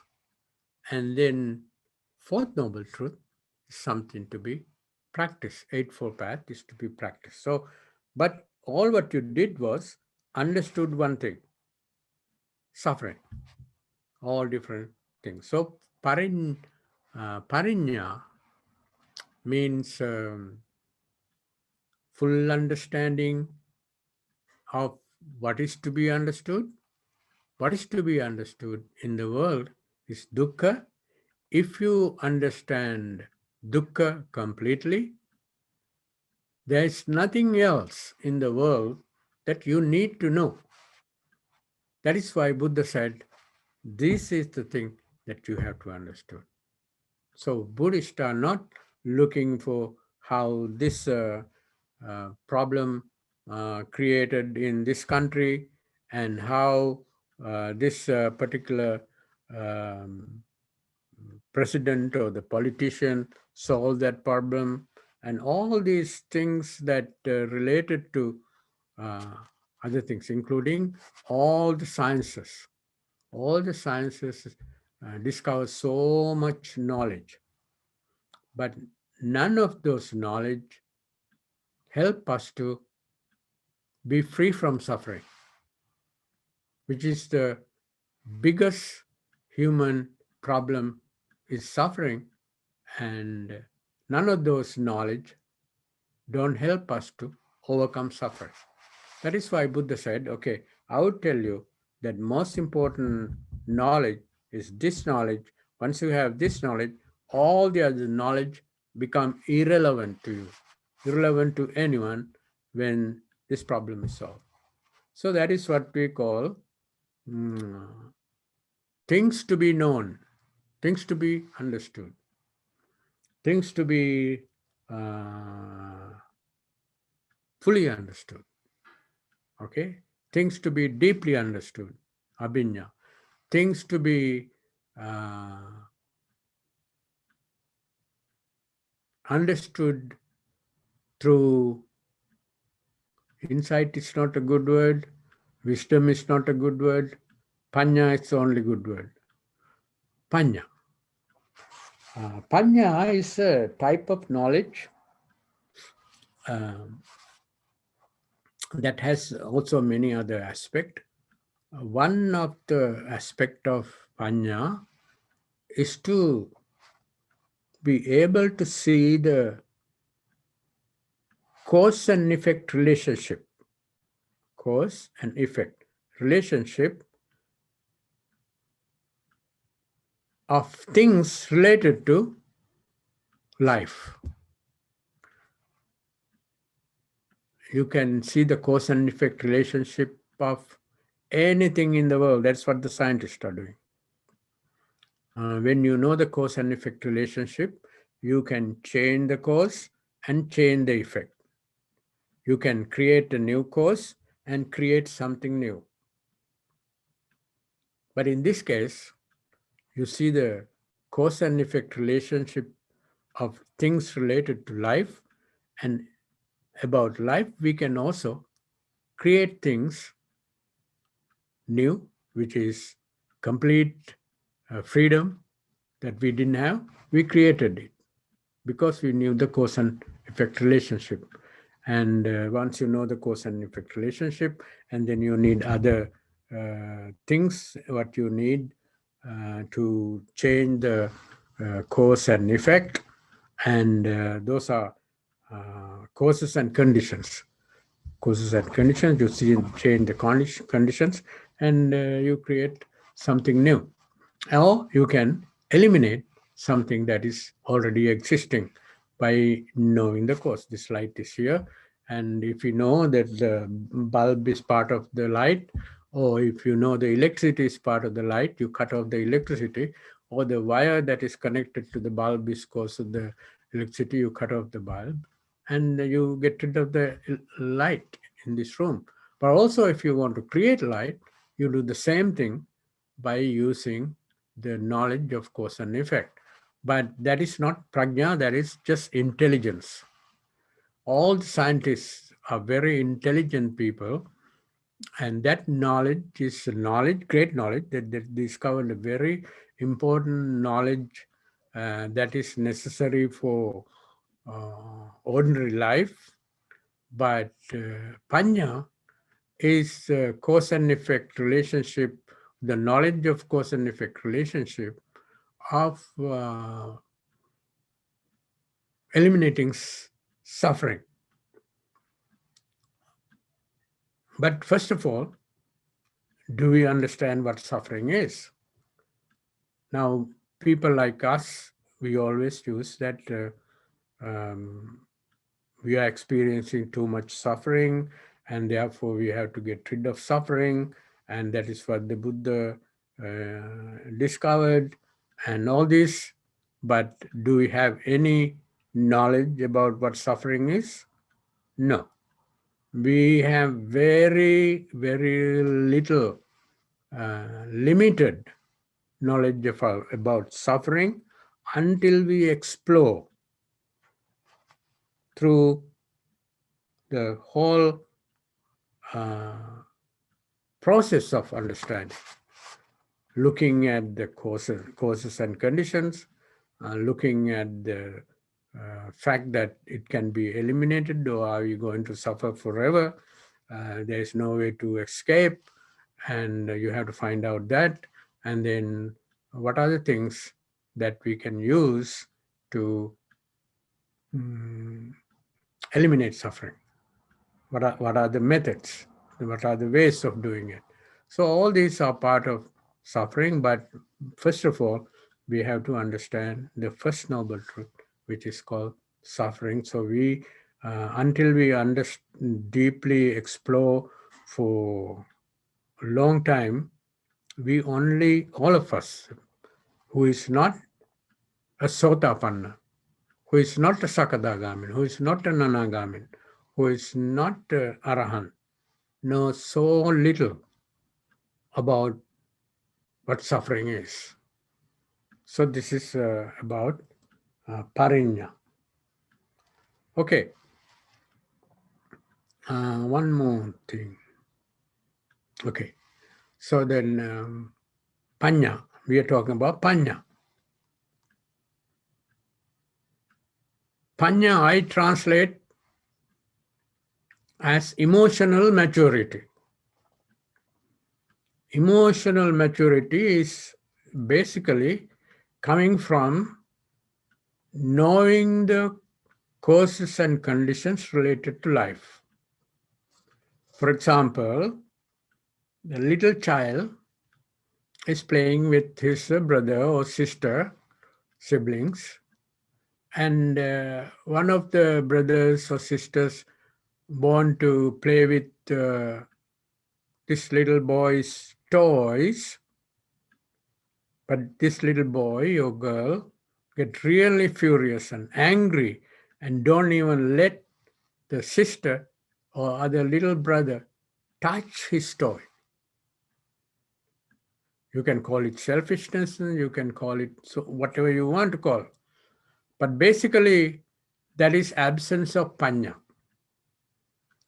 But he's experiencing now the sister is crying and too much noise, and sister is little boy is playing, putting tantrums, and this older boy, also child, standing there going through this too much frustration, and then next day the little sister or the little brother is not giving him anything, and now he's frustrating because they don't let you play with the toys, and all this chaos is caused by his absence of panya. If we have panya, wisdom, I said emotional maturity, but the same boy, same child, when he get 5, 6, 10, 15 years old, he's getting also emotionally matured because he's learning a lot of things about cause and effect. If I don't let them play with my toys, they are not going to let me play with their toys. I need them. I cannot live all by myself in this house, because it is very important that we have good relationship. And so this person is learning all these things with the age and maturity.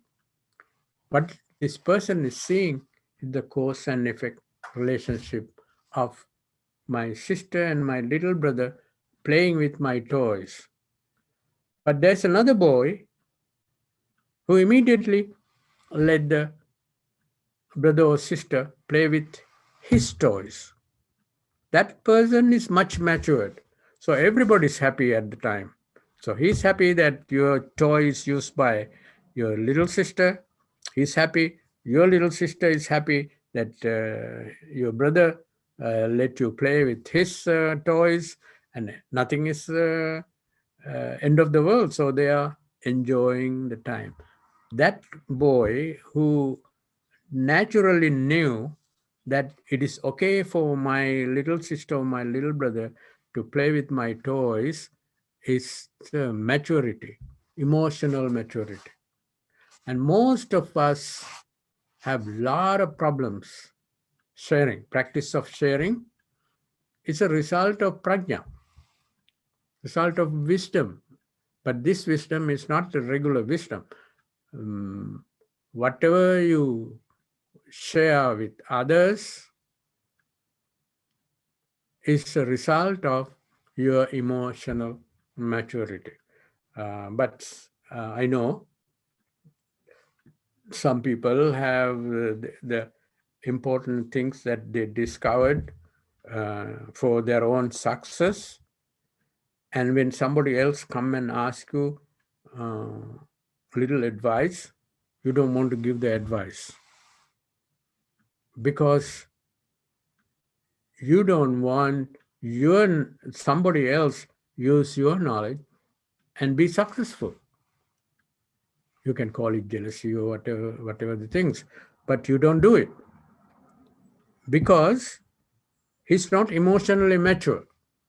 If the person is emotionally mature, immediately, even before the other person asks you how you did it, so he would come out and tell other people. So you can see some very nice people in this world who come out and share the big secret, very personal things that they use for their own success. Why? Because they are not holding on to yourself. But as a result, everybody else also become successful, become rich or knowledgeable or whatever, and pass an exam. And there is always ultimately going to be beneficial to you, because if everybody is happy, everybody is successful, that is the only way for you can be really happy and really successful. That they don't understand at the beginning, so therefore they don't share. But people who have emotional maturity are the one who can do it. So that emotional maturity I call panya. So the wise child immediately share his toys and other things, valuable things, with his siblings. The unwise child did not share because emotionally he was not mature. And we see this all the time. Our friends always get upset for not giving their way, not allowing them to be free. You control. So that this happens, this everywhere it is happening. That happens only because they are not wise, so they don't have prajna. They are intelligent people, maybe, yeah. They are smart people, but the smart does not mean they are wise, from the Buddhist point of view, at least. So the wise means wisdom means panya.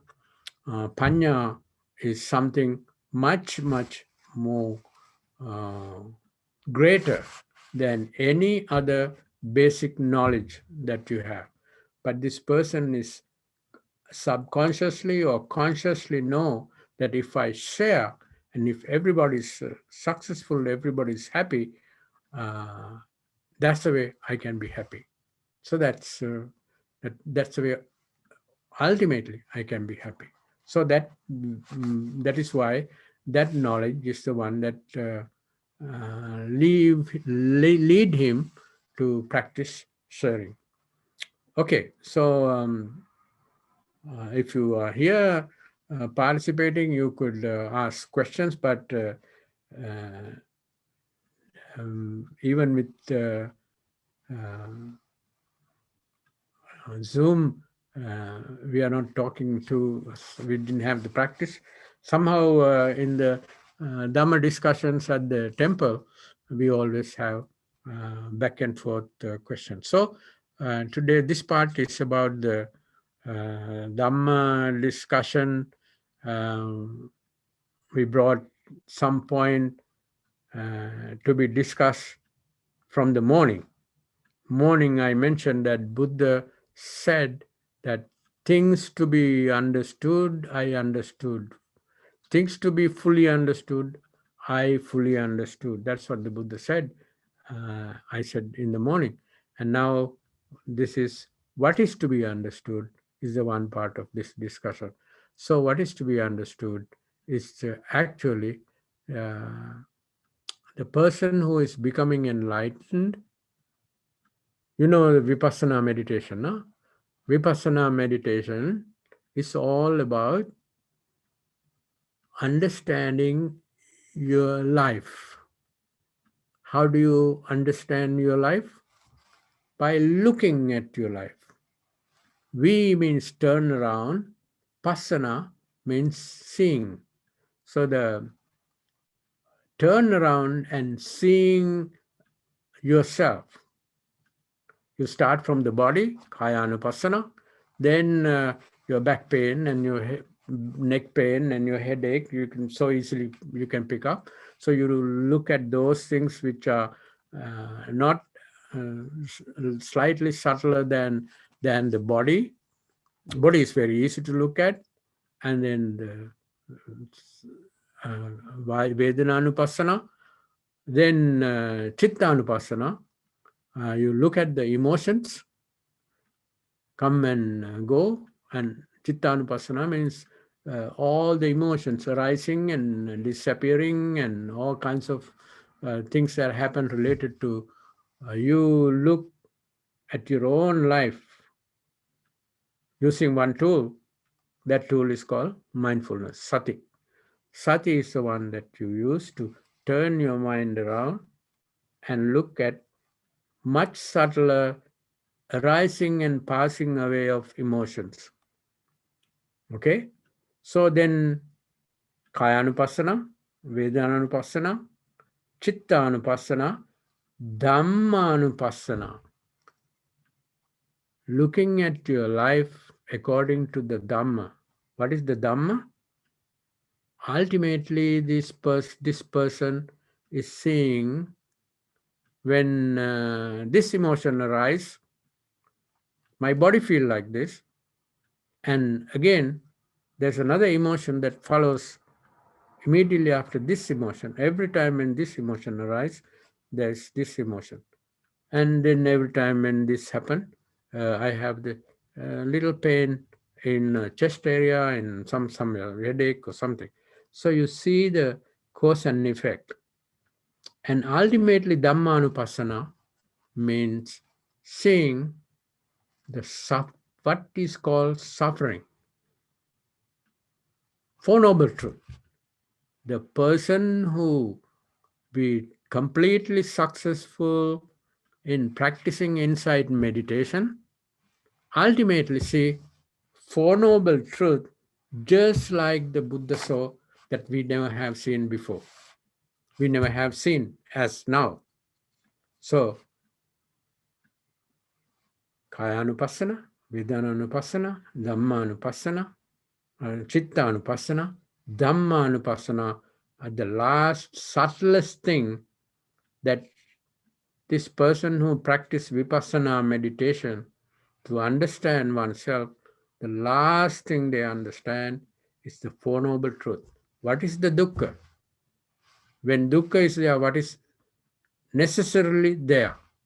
At the same time when the dukkha is there, that's called self-centeredness, so tanha. And this dukkha always there. No, it is not always there. Sometimes it comes, sometimes it goes. But it is basically controlling my life. And but it's possible then when the cause of suffering is not there at that moment, temporarily the suffering is not there. So then you see this. And then you also see Eightfold Path. This Vipassana practitioner ultimately see dukkha completely.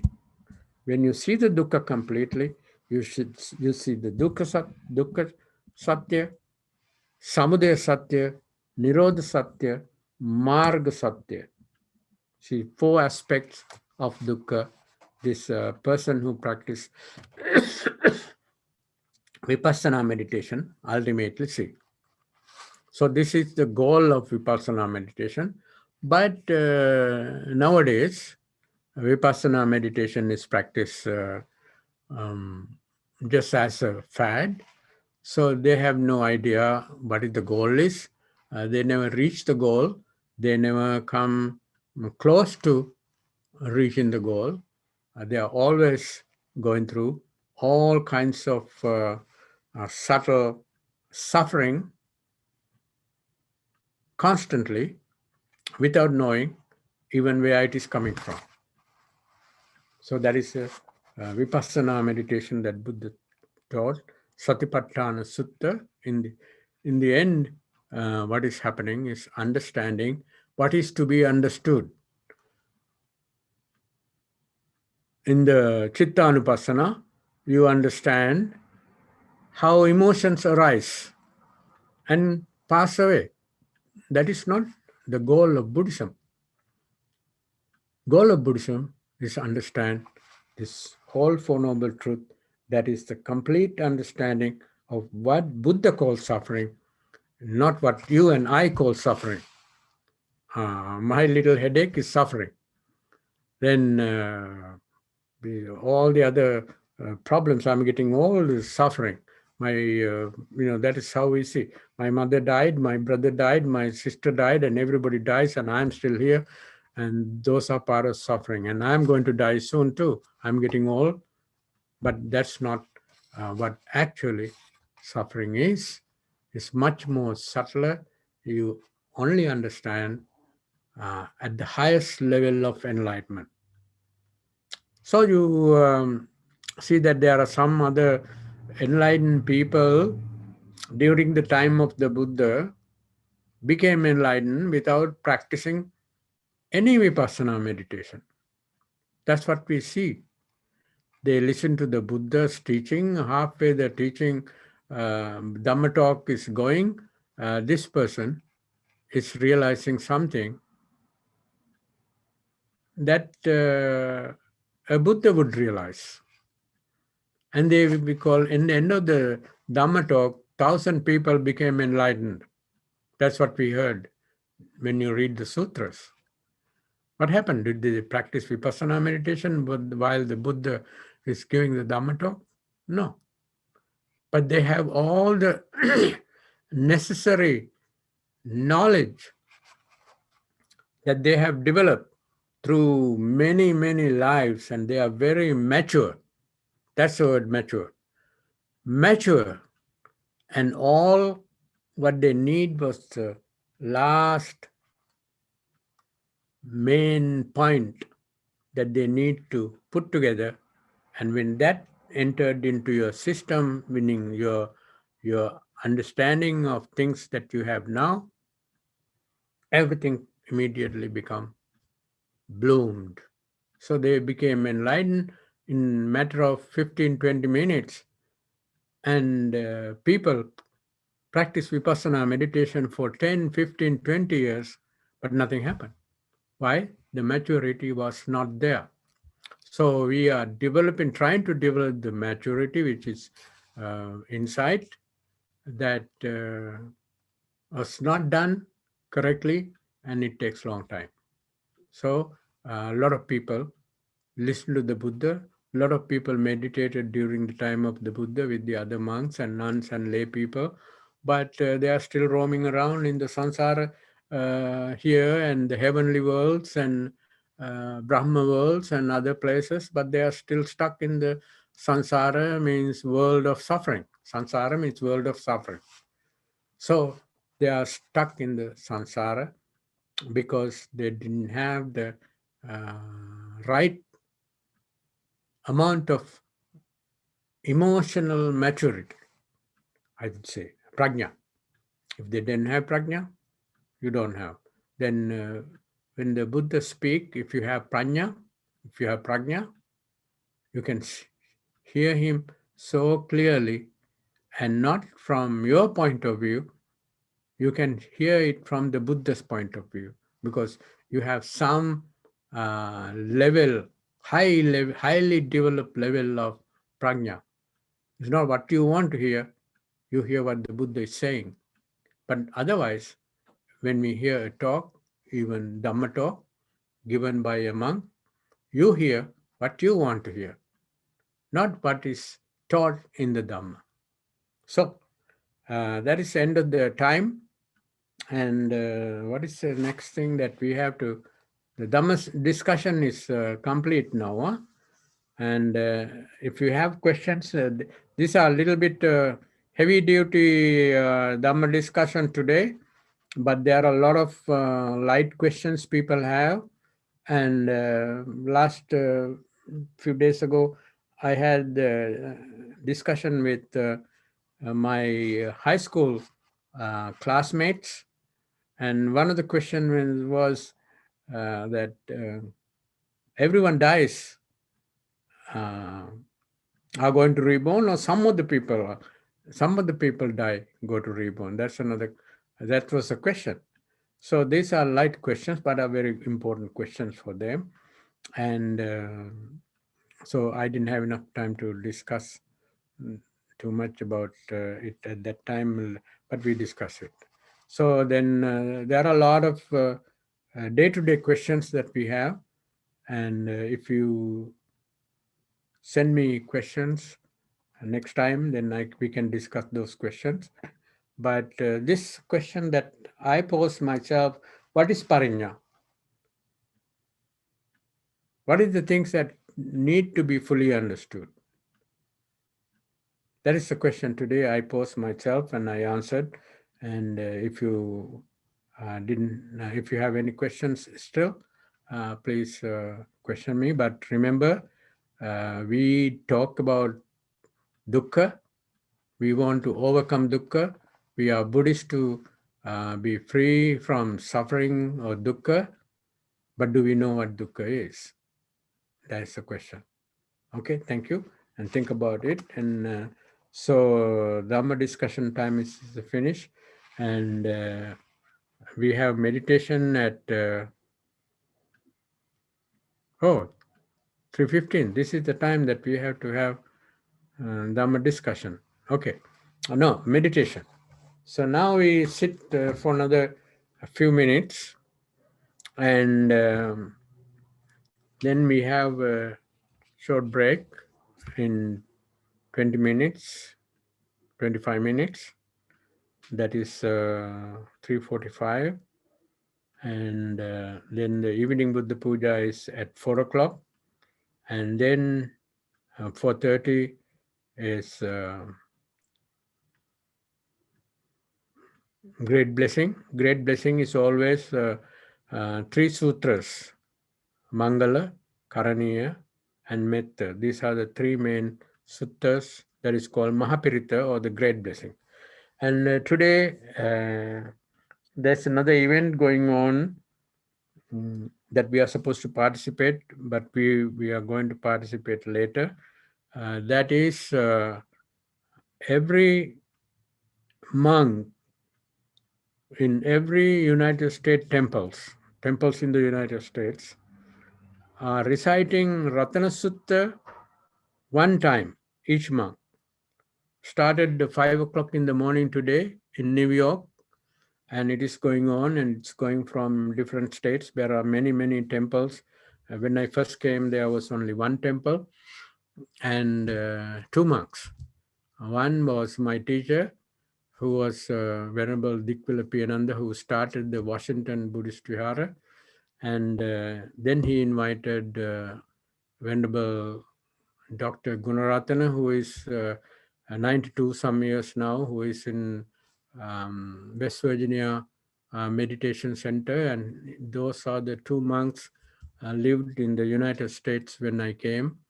43 years ago, 1976. And now there are hundreds of monks.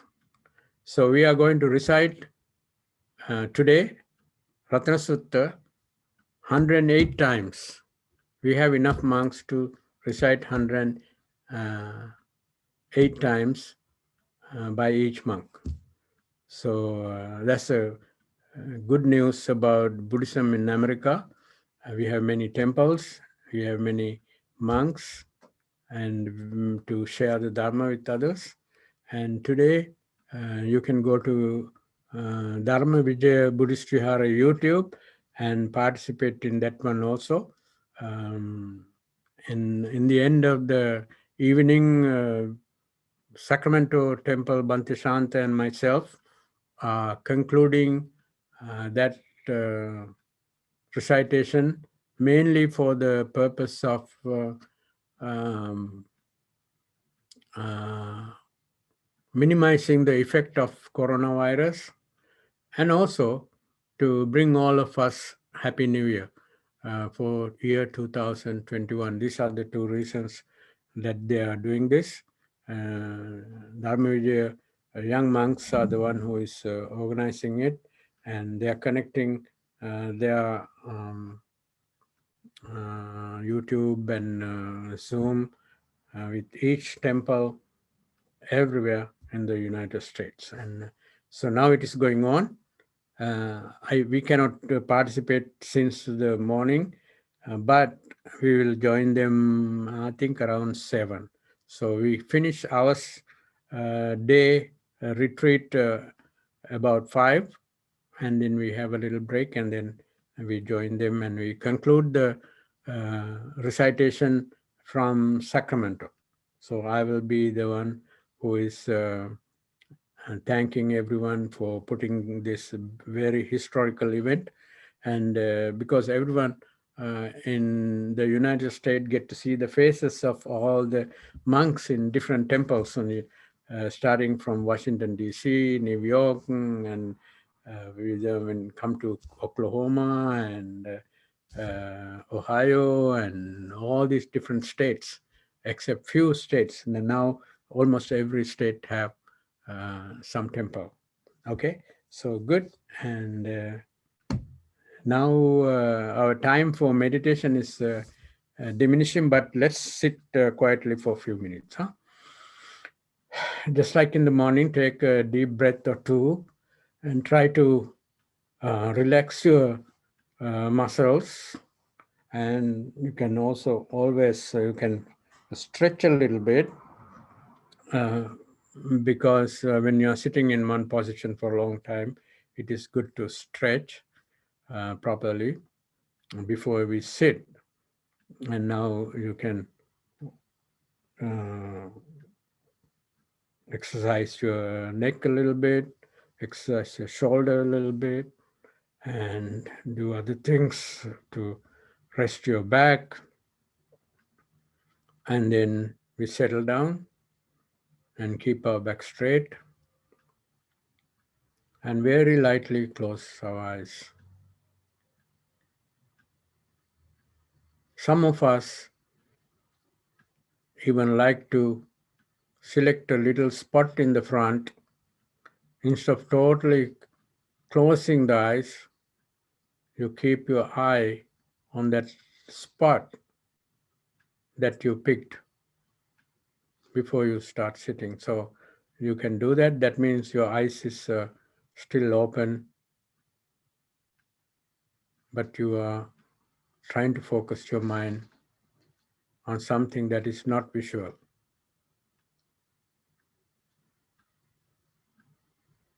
Visual means you cannot see your breath through your eye. That's what I meant. Huh? Okay, let's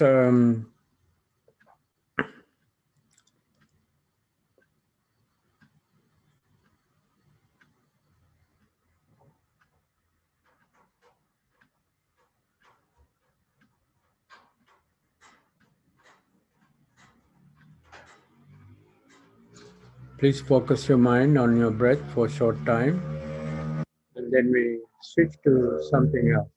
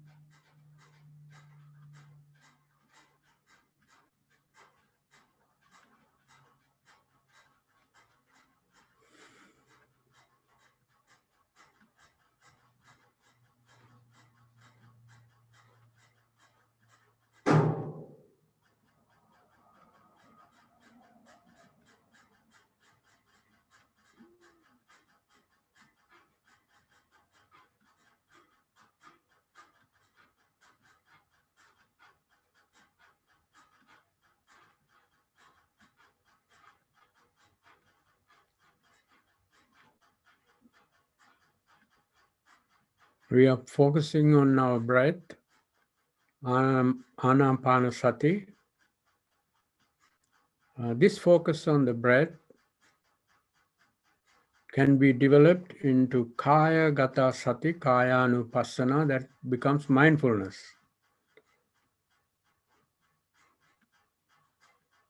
That is monitoring all different parts of the body and all the different activities of the body internally and externally. That is called Kaya Anupassana. Kaya means body. Anupassana means watching accordingly.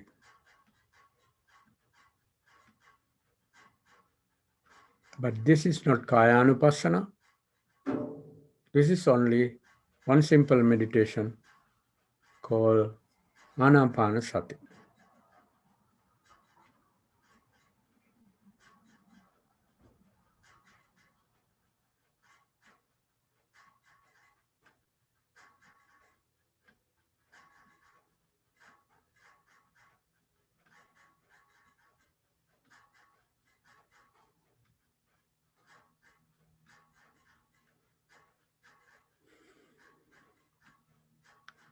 If any pain in your body bothers you,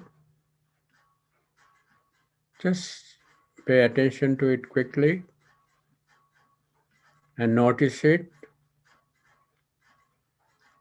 and come back and focus on the breath. If any sound nearby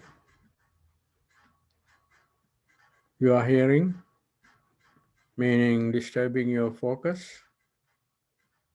you pay attention to it for a second and come back and start looking at the breath.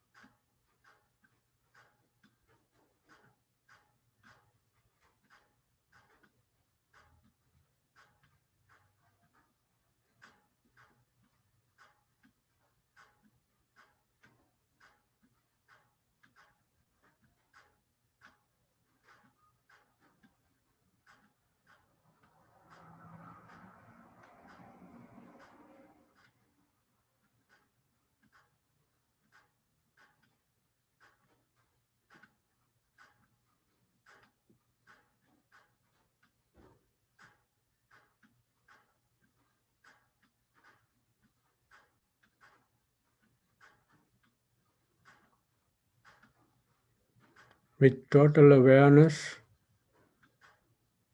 we are breathing out and we are breathing in.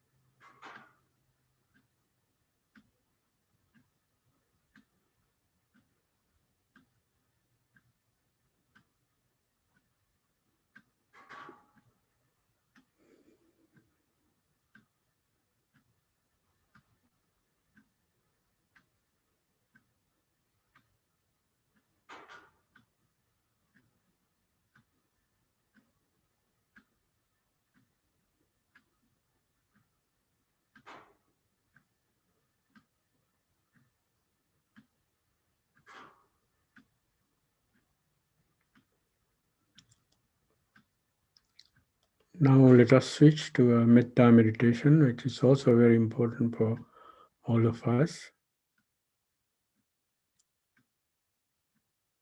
We recite a mantra in Gatha in Pali. May I be free from anger. May I be an angerless person.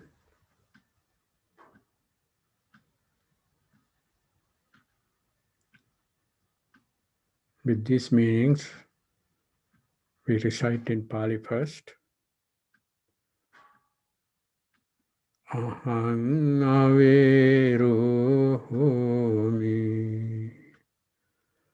Ahang avero homi. Ahang avero homi. When you recite, you visualize yourself as a person who does not easily get angry or who is free from anger when you recite this. So this will help you to transform the basic emotional behavior of any person. Ahang avero homi. Ahang avero homi. Ahang avero homi.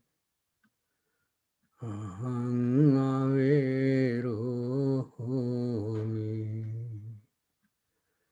May I be free from anger. May I be free from anger. May I be free from anger. May I be free from anger. May I be free from anger.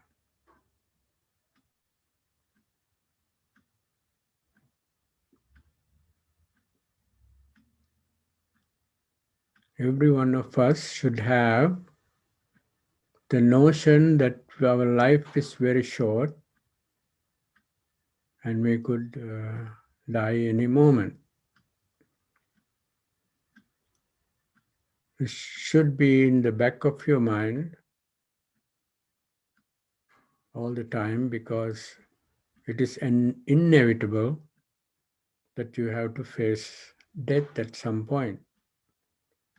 As a part of preparation, when death comes, it is not comes as a surprise.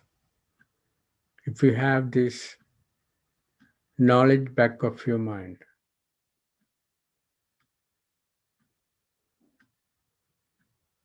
life is uncertain, death is certain. Life is uncertain, death is certain. Life is uncertain, death is certain. Jivitang anyatang, maranang niyatang. Jivitang anyatang, maranang niyatang. Jivitang anyatang, maranang niyatang. Jivitang anyatang, maranang niyatang. Jivitang anyatang, maranang niyatang. There are 4 meditations that are called protective meditations. When we contemplate on Buddha, it is a protective meditation. You always contemplate on Buddhism at least 10-15 minutes a day. You are protected from many trouble that come to you, because Buddha means wisdom and compassion. When you have wisdom and compassion in the back of your mind, that will protect you from a lot of trouble. The other protective meditation is called Metta meditation, practice of Metta. Metta is in emotion. If we experience a lot of emotions in a day, many negative, many positive, not necessarily positive. Love is positive, lust is not positive. Those are emotions that help our mind or destroy our mind. So the metta meditation is always something that help your mind. So there are 4 emotions that based on metta. That is metta, loving kindness or caring; karuna, compassion, your ability to feel the pain of the other person; and then the third emotion is mudita, your ability to be happy about the success of others; upekka, that derives from prajna, panya, is not taking sides, seeing things as they really are, not being partial, upekka. Those are the 4 protective meditations that monk like us recite practice this 4 protective meditation every morning and every evening, at least twice every day.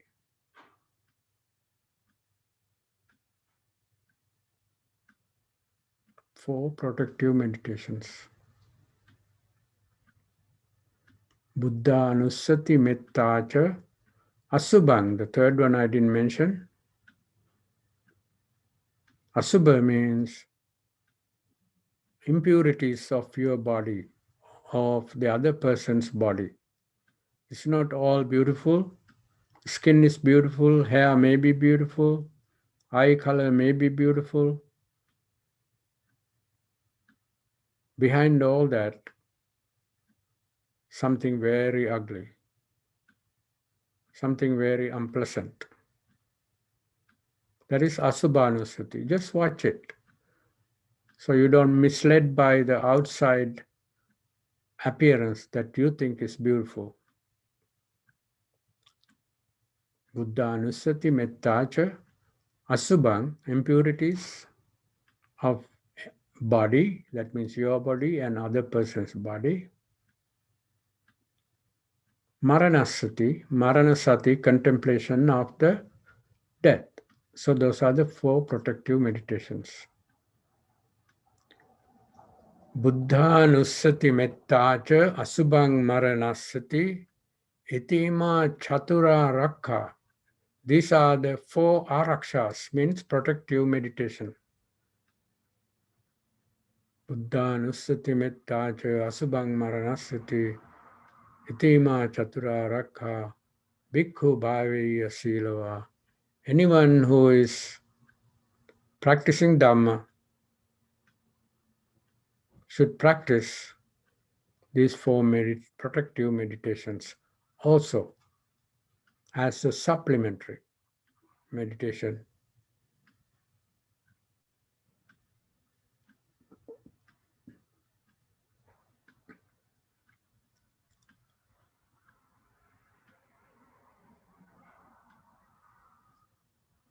May all beings who are experiencing suffering at this moment be free from their suffering. May all those men, women, and children and other beings who are experiencing fear of losing their lives, fear of losing their health, fear of losing their family members, fear of losing their dignity. May all those men, women, and children and all other beings who are experiencing fear be free from their fear.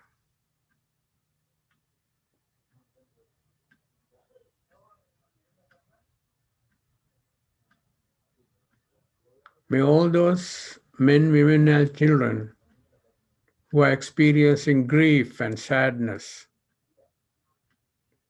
for losing that was very valuable to you at one point. Now they are sad because they are lost. That is sad and sadness and grief. Those who are experiencing sadness and grief, be free from their sadness and grief.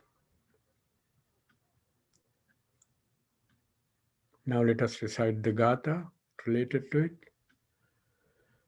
Dukkha patta cha nidukkha, bhaya patta cha nibbhaya, soka patta cha nisoka, hontu sabbe pipanino. Dukkha patta cha nidukkha, bhaya patta cha nibbhaya, soka patta cha nisoka, hontu sabbe pipanino. Dukkha patta cha nidukkha, bhaya patta cha nibbhaya, soka patta cha nisoka, hontu sabbe pipanino. Sadhu, sadhu, sadhu, sadhu, sadhu, sadhu, sadhu, sadhu. Any metta practice, just like we did now, is softening your heart. If your heart is soft and gentle, it protects you from a lot of danger that you experience in day-to-day life. So softening your heart is practice of metta. It's very important to remember that it always going to protect you when you have softer heart. And that's the end of the meditation, and thank you very much for participating. And now we take about 5 minutes break, and then we do the offering to the Buddha before we begin the chanting. And then we recite Mahaparita and conclude the day at about 5 o'clock. Huh? Okay, maybe earlier. Thank you very much. And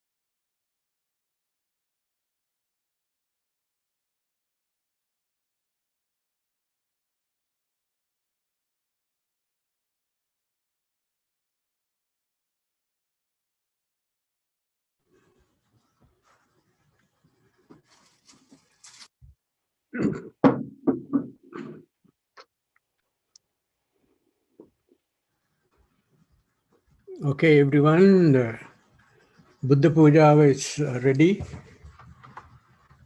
Now,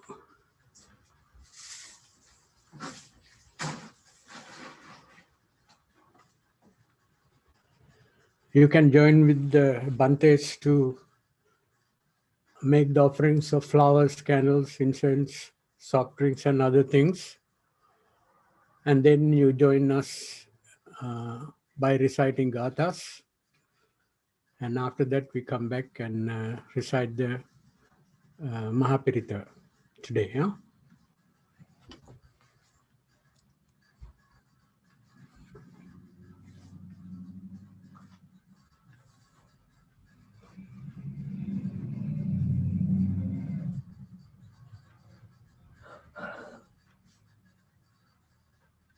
Tipiso Bhagava Arahang Samma Sambuddho Vijjacharana Sampanno Sugato Lokavidu Anuttaro Purisadhamma Sarati Satta Deva Manussanam Buddho Bhagavati Iti Piso Bhagava Arahang Samma Sambuddho Vijjacharana Sampanno Sugato Lokavidu Anuttaro Purisadhamma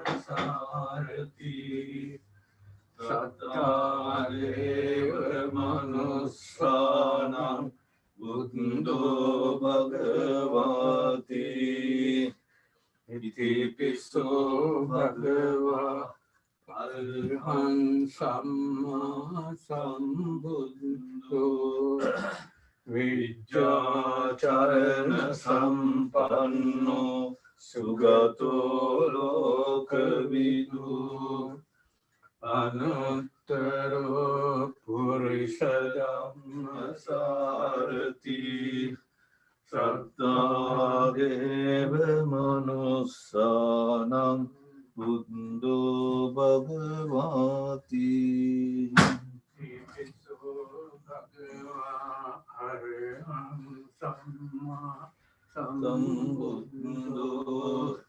Vijjacharana Sampanno Sugato Lokavidu Anuttaro Purisadhamma Sarati Satta Deva Manussanam Buddho Bhagavati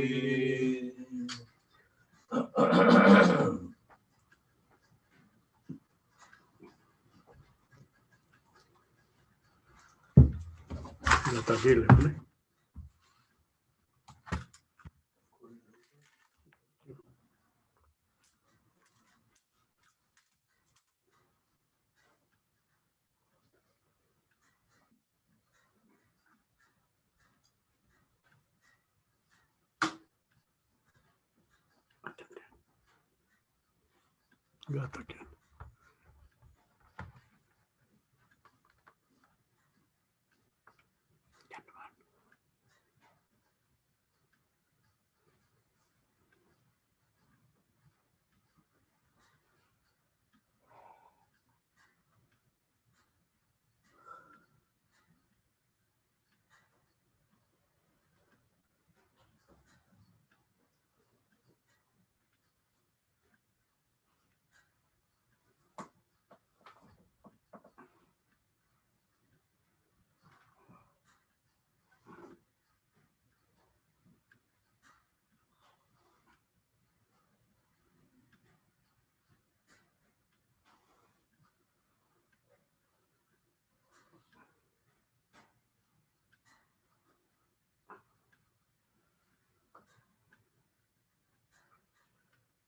Namo tassa bhagavato arahato samma sambuddhassa. Namo tassa bhagavato arahato samma sambuddhassa. Namo tassa bhagavato arahato samma sambuddhassa.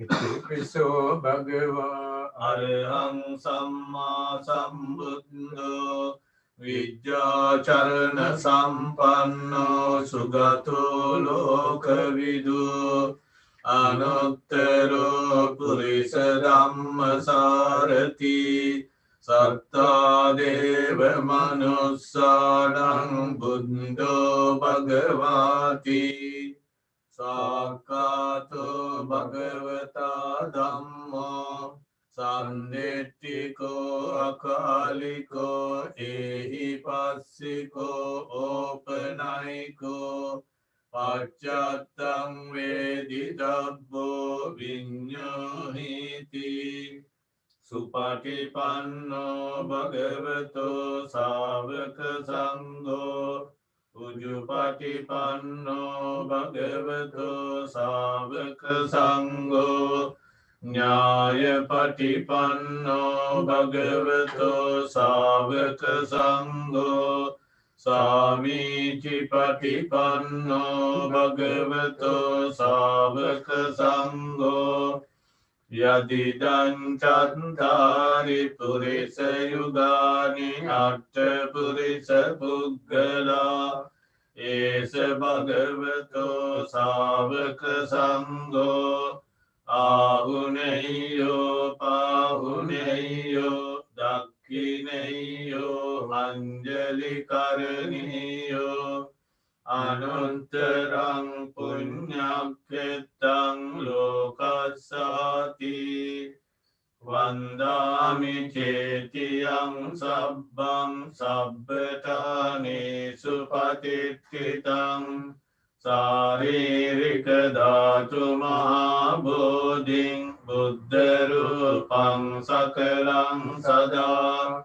Yassa mule nisinnoba sabbari vijayannaka Pattu sabbanyutang satta vandetang bodhipadapang Ime ete mahabodhi lokanatena pujita Aham pite namassami bodhiraja namattute Ganasarappadintena dipena tamadang sena Tilokadipang sambuddhang pujayami tamonudang Sugandhikaya vadanang ananta gunagandhina Sugandhina hangandena pujayami tathagatang Vannagandha gunopetang etang kusuma santating Pujayami munindassa siripada saroruhe Pujemi buddhang kusumena nena punyena metena te hotu mokkang Puppang milayati atai dhamme kayo tatayati vinasa bhavang Adivasetu no bante paniyang parikappitang Anukampang upadaya patigannatu muttama Adivasetu no bante vilana paccayang imang Anukampang upadaya patigannatu muttama Kayena vaca cittena pamadena maya katang Accayam kamame bante duripanya tata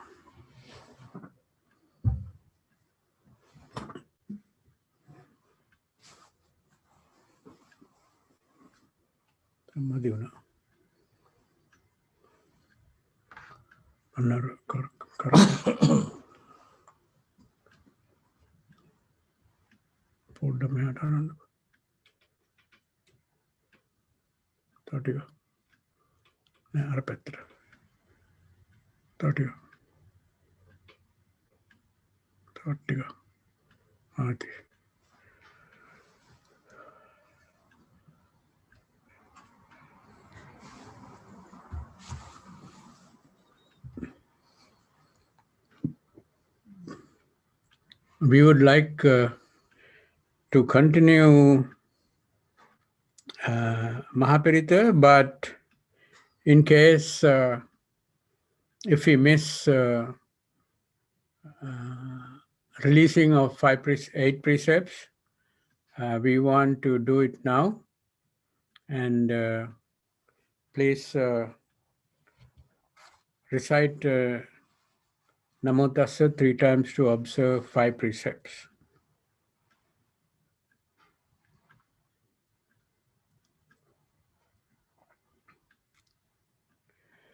Buddhaṃ saraṇaṃ gacchāmi, Dhammaṃ saraṇaṃ gacchāmi, Saṅghaṃ saraṇaṃ gacchāmi, Dutiyampi buddhaṃ saraṇaṃ gacchāmi, Dutiyampi dhammaṃ saraṇaṃ gacchāmi, Dutiyampi saṅghaṃ saraṇaṃ gacchāmi, Tatiyampi buddhaṃ saraṇaṃ gacchāmi, Tatiyampi dhammaṃ saraṇaṃ gacchāmi, Tatiyampi saṅghaṃ saraṇaṃ gacchāmi, Pānātipātā vēramaṇī sikkhapadang samadhiyāmi,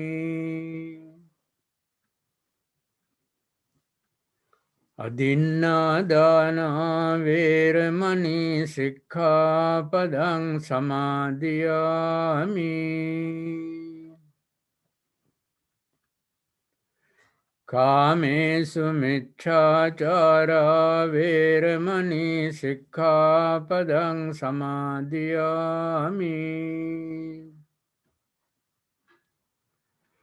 Musāvādā vēramaṇī sikkhapadang samadhiyāmi,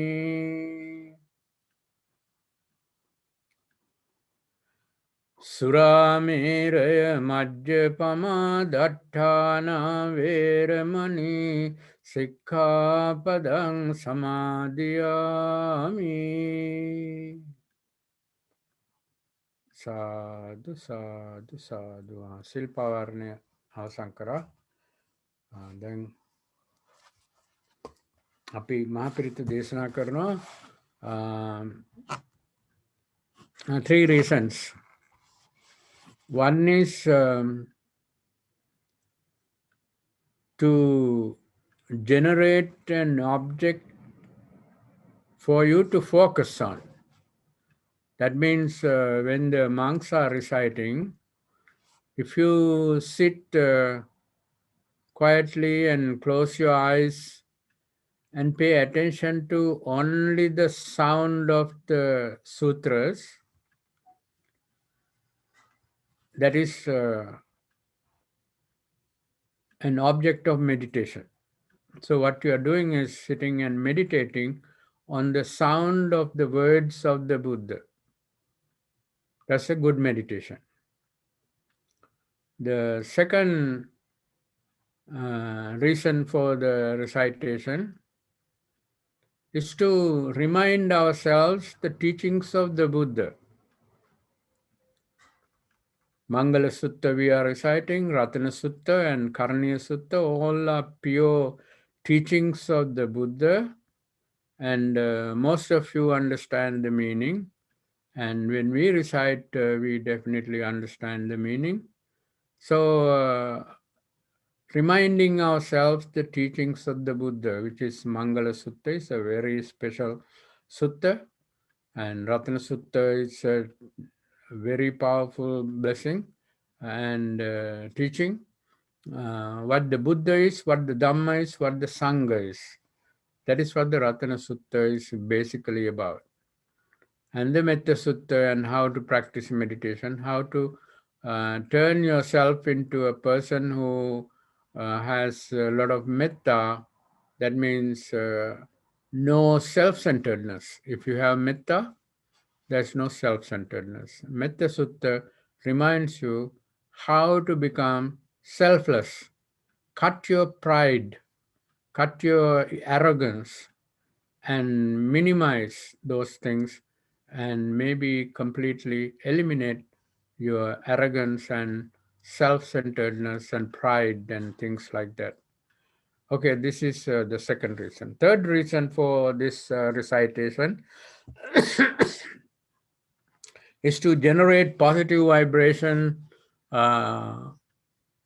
during the recitation, and the nature of the vibration is starting from one place and continue to vibrate next place and next place and next place, and finally to the end of the universe. This vibration could be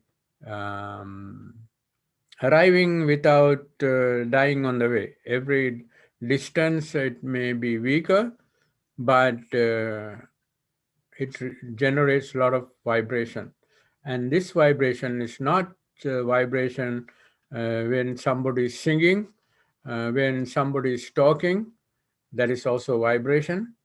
But this vibration is very highly composed with powerful meanings and powerful word composition. When the words are composed in the right manner, the words become mantras. Mantras have the power, like the electricity has power, the mantras have power to do things. To heal yourself is spirit, to harm yourself is black magic mantras. But we are reciting parittas to heal you and bring you protection and bring you prosperity. And the new year is coming for all of us. This is a perfect time to send you a blessing for new year, for your good health and happiness and success and prosperity for the new year. That is one thing. It's a blessing for. The second purpose may be to protect you from the vicious COVID-19 virus, so you can be protected and your family and friends can be protected, and finally we can overcome the effect of the coronavirus on us and on anyone. So those are all good reasons for us to recite these wonderful sutras. And Mahaparita is always triple sutra. Tun Sutra in Sinhalese. Tung Sutra means triple sutra. Mahaparita is also called Tun Sutra. So we recite Mahaparita plus a few other short blessings. And please Try to focus with your palms together. If you are not sitting with your palms together, you can keep your hands on your lap or something and meditate on it. Either way, even you can meditate on keeping your palms together, that is fine. And this is how people in Theravada cultures did for last 2,500 years. So we follow the same things that they did because they did it for a reason. Um, every time when you bring your palms together, left palm is about your body, the right palm is about your mind. So you are bringing the mind and body together. That is means you focus.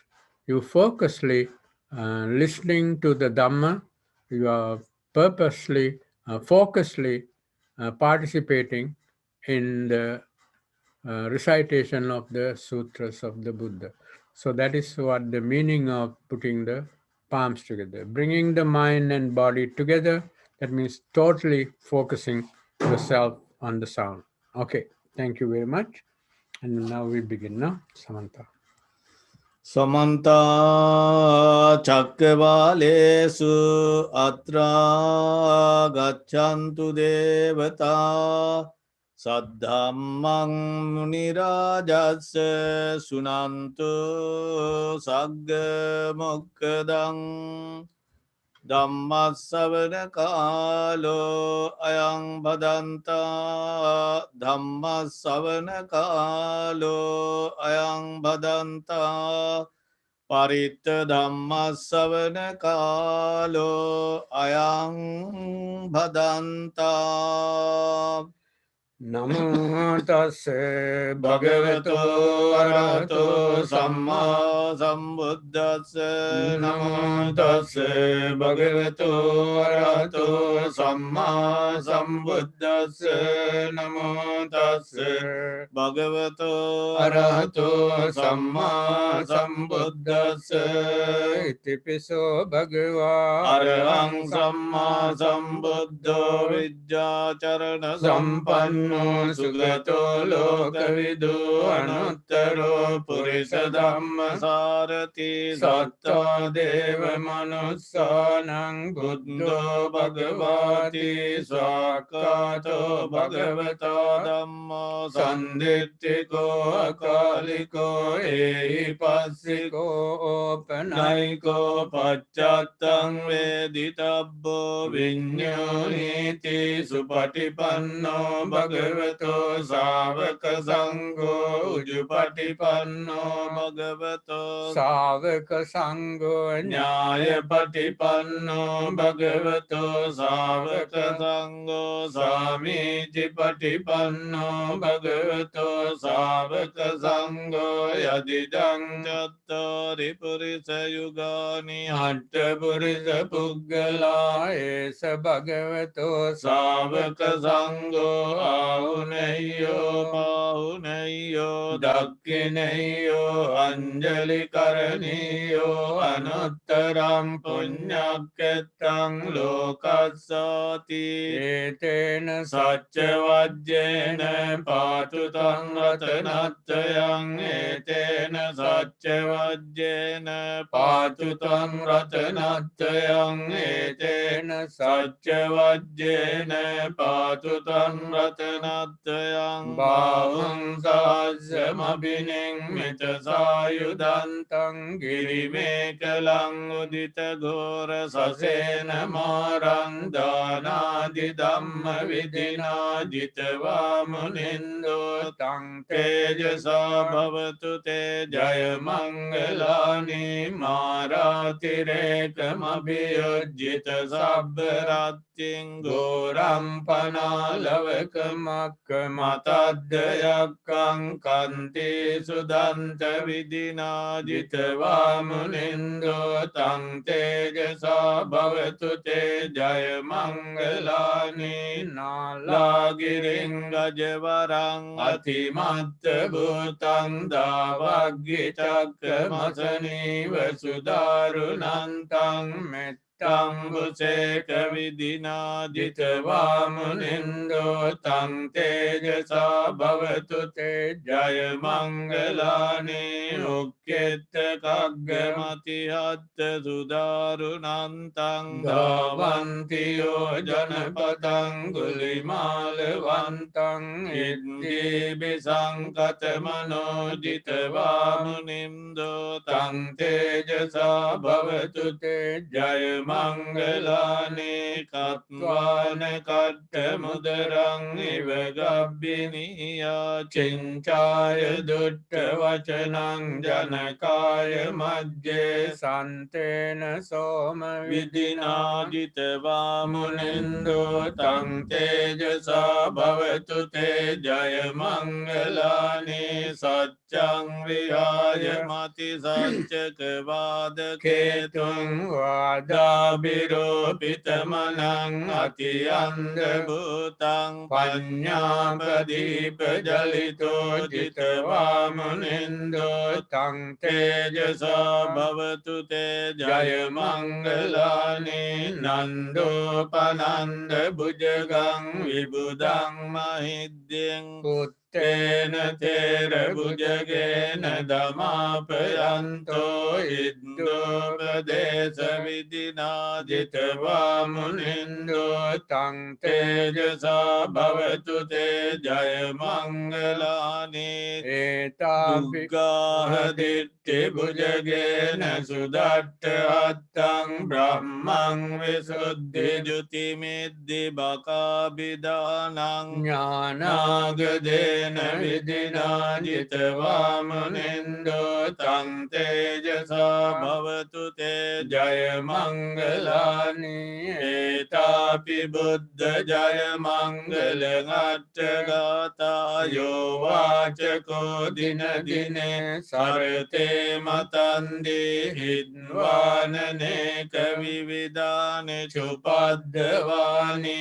මොක්කං සුකං අධිගමෙය්‍ය නරෝ සපඤ්ඤෝ ඒතේන සච්ච වජ්ජේන හෝතු තේ ජය මංගලං ඒතේන සච්ච වජ්ජේන හෝතු තේ ජය මංගලං ඒතේන සච්ච වජ්ජේන හෝතු තේ ජය මංගලං එවං මේ සුතං ඒකං සමයං භගවා සාවත්තියං විහෙරති ජේතවනේ අනාථ පිණ්ඩිකස්ස ආරාමේ අතකෝ අඤ්ඤතරා දේවතා අභික්ඛන්තාය රත්තියා අභික්ඛන්ත වන්නා කේවල කප්පං ජේතවනං ඕභාසෙත්වා යේන භගවාතේන උපසංකමි උපසංකමෙද්වා භගවන්තං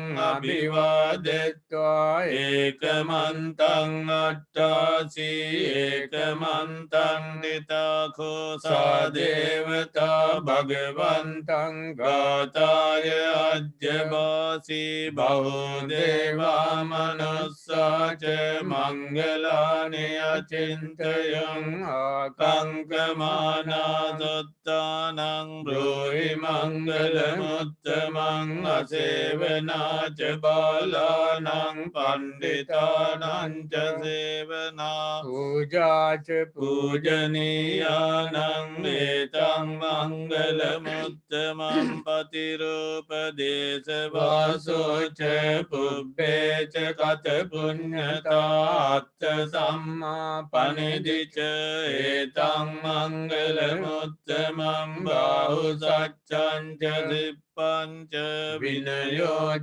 සුසික්ඛිතෝ සුභාසිතා ච යා වාචා ඒතං මංගලමුත්තමං මුත්තමං මාතාපිතු පට්ඨානං පුත්තදාරස්ස සංඝෝ අනාකුලාච කම්මන්තා ඒතම් මංගල මුත්තමන් දානං ච ධම්මචරියාච ඥාතකානං ච සංඝෝ අනවජ්ජානි කම්මානි ඒතම් මංගල මුත්තමං ආරති විරති පාපා මජ්ජපානාච සංයමෝ අප්පමාදෝ ච ධම්මේසු ඒතම් මංගල මුත්තමං ගාරවෝ ච නිවාතෝ ච සන්තුට්ඨි ච කතඤ්ඤතා කාලේන ධම්ම සවනං ඒතම් මංගල මුත්තමං කන්ති ච සෝව චස්සතා සමනානං ච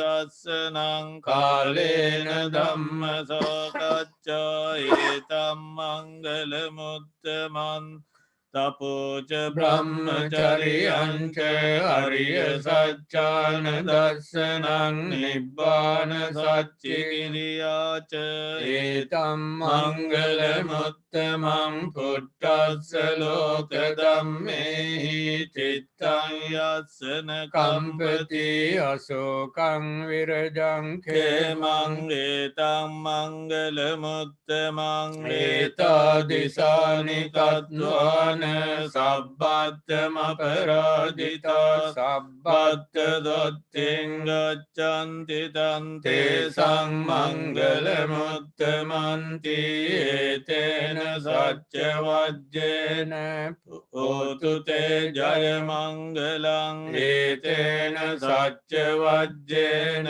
හෝතු තේ ජය මංගලං ඒතේන සච්ච වජ්ජේන හෝතු තේ ජය මංගලං යානිද භූතානි සමාගතානි බුම්මානි වායානිව අන්තලික්කේ සබ්බේව භූතා සුමනා භවන්තු අතෝපි සක්කච්ච සුනන්තු භාසිතං තස්මායි භූතානි සාමේත සබ්බේ මෙත්තං කරෝත මානුසියා පජාය දිවාචරත්තෝ ච හරන්ති ඒ බලින් තස්මායි නේරක්කත අපමත්තා යං කිංචි වෙත්තං ඉදවාහුරං වා සග්ගේසු වායං රතනං පනීතං නනෝ සමං අත්ති තථාගතේන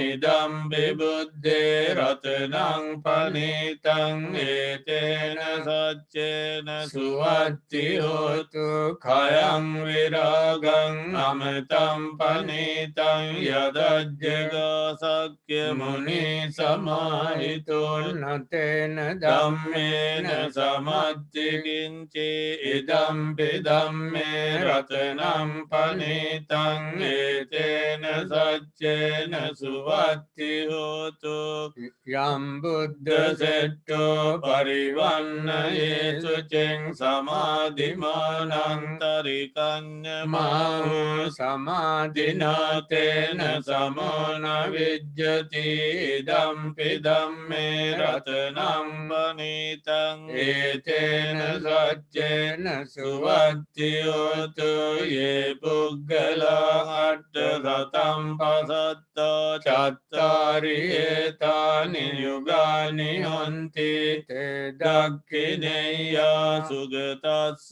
සාවකා ඒතේසු දෙන්නානි මහප්පලානි දම්පි සංඝේ රතනම් පනීතං ඒතේන සච්චේන සුවත්ති හෝතු යේ සුප්පයුත්තා මනසා දල්ලේන නික්කාමිනෝ ගෝතම සාසනම් නීතේ පත්තිපත්තා අමතං විගයිහ ලද්දාමුදා නිබ්බුතින් ගුඤ්ජමානා ඉදම්පි සංඝේ රතනං පනීතං ඒතේන සච්චේන සුවත්ති හෝතු යතින්ද කීලෝ පඨවින් සිතෝසියා චතුබ්බිවාතේ භි අසම් සම්පකම්පියෝ තතුපමන්සප්පුරිසං වදාමි යෝ අරිය සච්චානි අවෙච්ච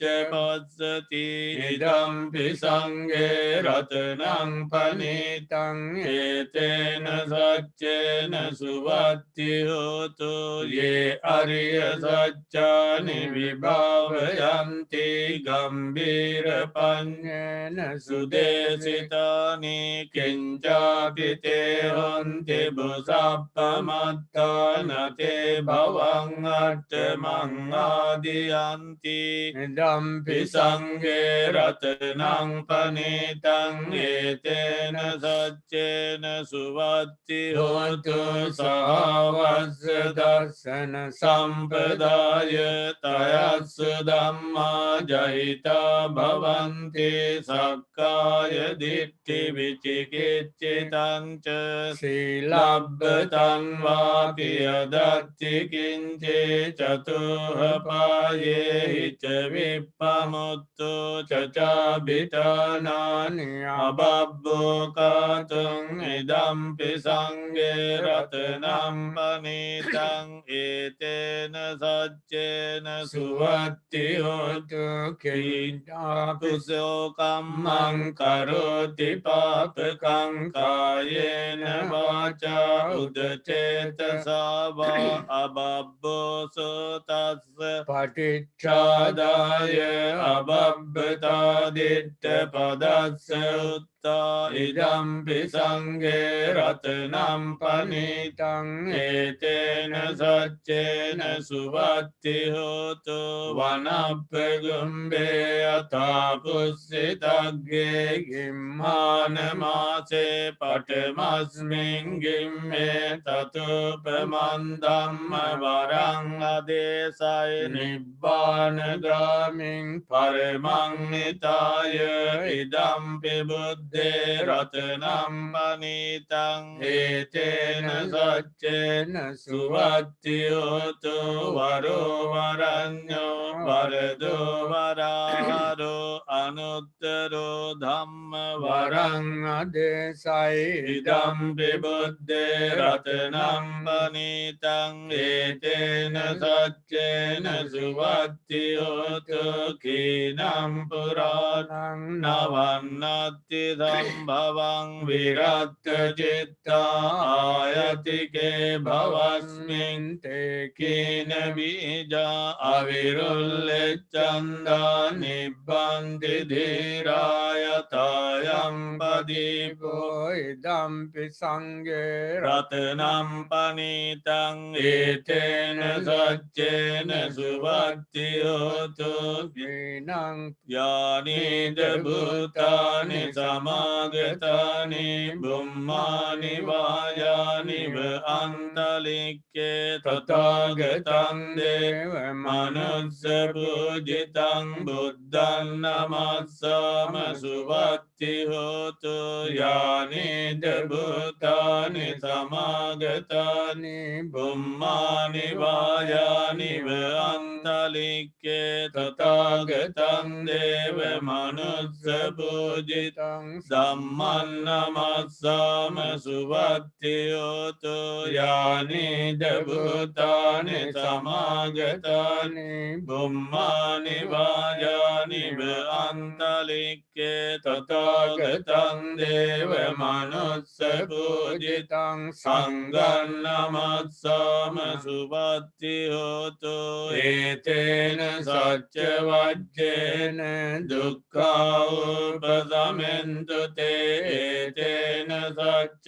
වජ්ජේන භයා උපසමෙන්තු තේ ඒතේන සච්ච වජ්ජේන රෝගා උපසමෙන්තු තේ කරණීය මත්ත කුසලේන යන්තං සන්තං පදං අபிසමෙච්ච සක්කෝ ජෝච සෝජෝච සුවචෝ චස්ස මුදු අනතිමානි සන්තොස්සකෝ ච සුබරෝච අප්පකිච්චෝ ච සල්ලෞකෞත්ති සන්තෙන්ද්‍රියෝ ච නිපකෝ ච අපගම්බෝ කුලේසු අනනුගෙද්දෝ නචකුද්දං සමාචරේ කිංචියන විඤ්ඤෝ පරේ උපවදෙයං සුඛිනෝවාකේමිනෝ හන්තු සබ්බේ සත්තා භවන්තු සුඛිතත්තා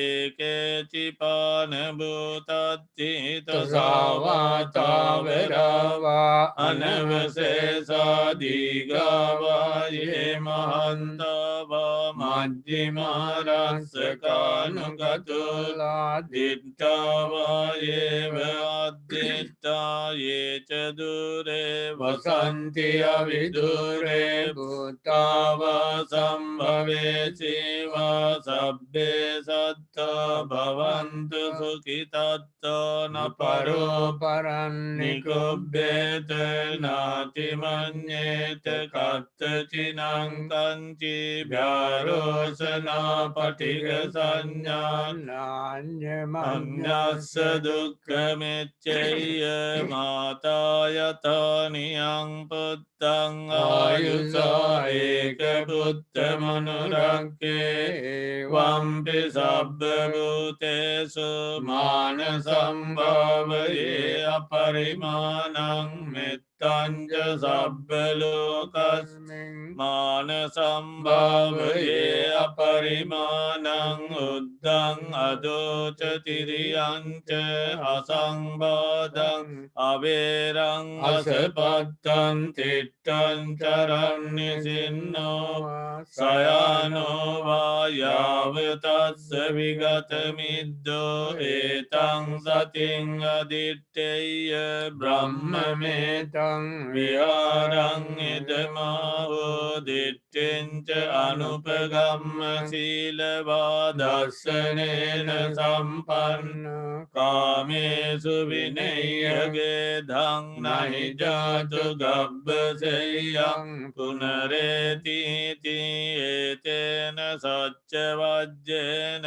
සොත්තිතේ හෝතු සබ්බදා ඒතේන සච්ච වජ්ජේන සොත්තිතේ හෝතු සබ්බදා ඒතේන සච්ච වජ්ජේන සොත්තිතේ හෝතු සබ්බදා භවතු සබ්බ මංගලං රක්칸තු සබ්බ දේවතා සබ්බ බුද්ධානුභාවේන සදා සොත්ති භවන්තු තේ භවතු සබ්බ මංගලං රක්칸තු සබ්බ දේවතා සබ්බ ධම්මානුභාවේන සදා සොත්ති භවන්තු තේ භවතු සබ්බ මංගලං රක්칸තු සබ්බ දේවතා සබ්බ සංඝානුභාවේන සදා සොත්ති භවන්තු තේ නක්ඛත්තයක්ඛ භූතානං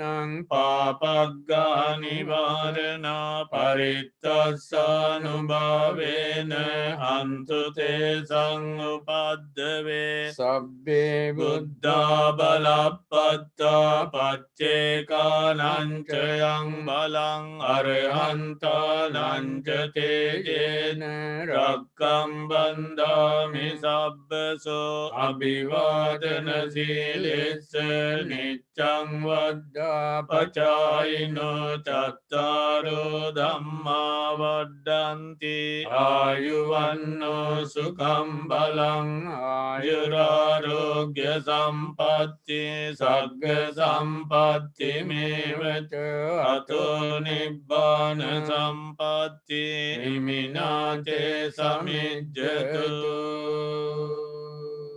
sadhu sadhu sadhu.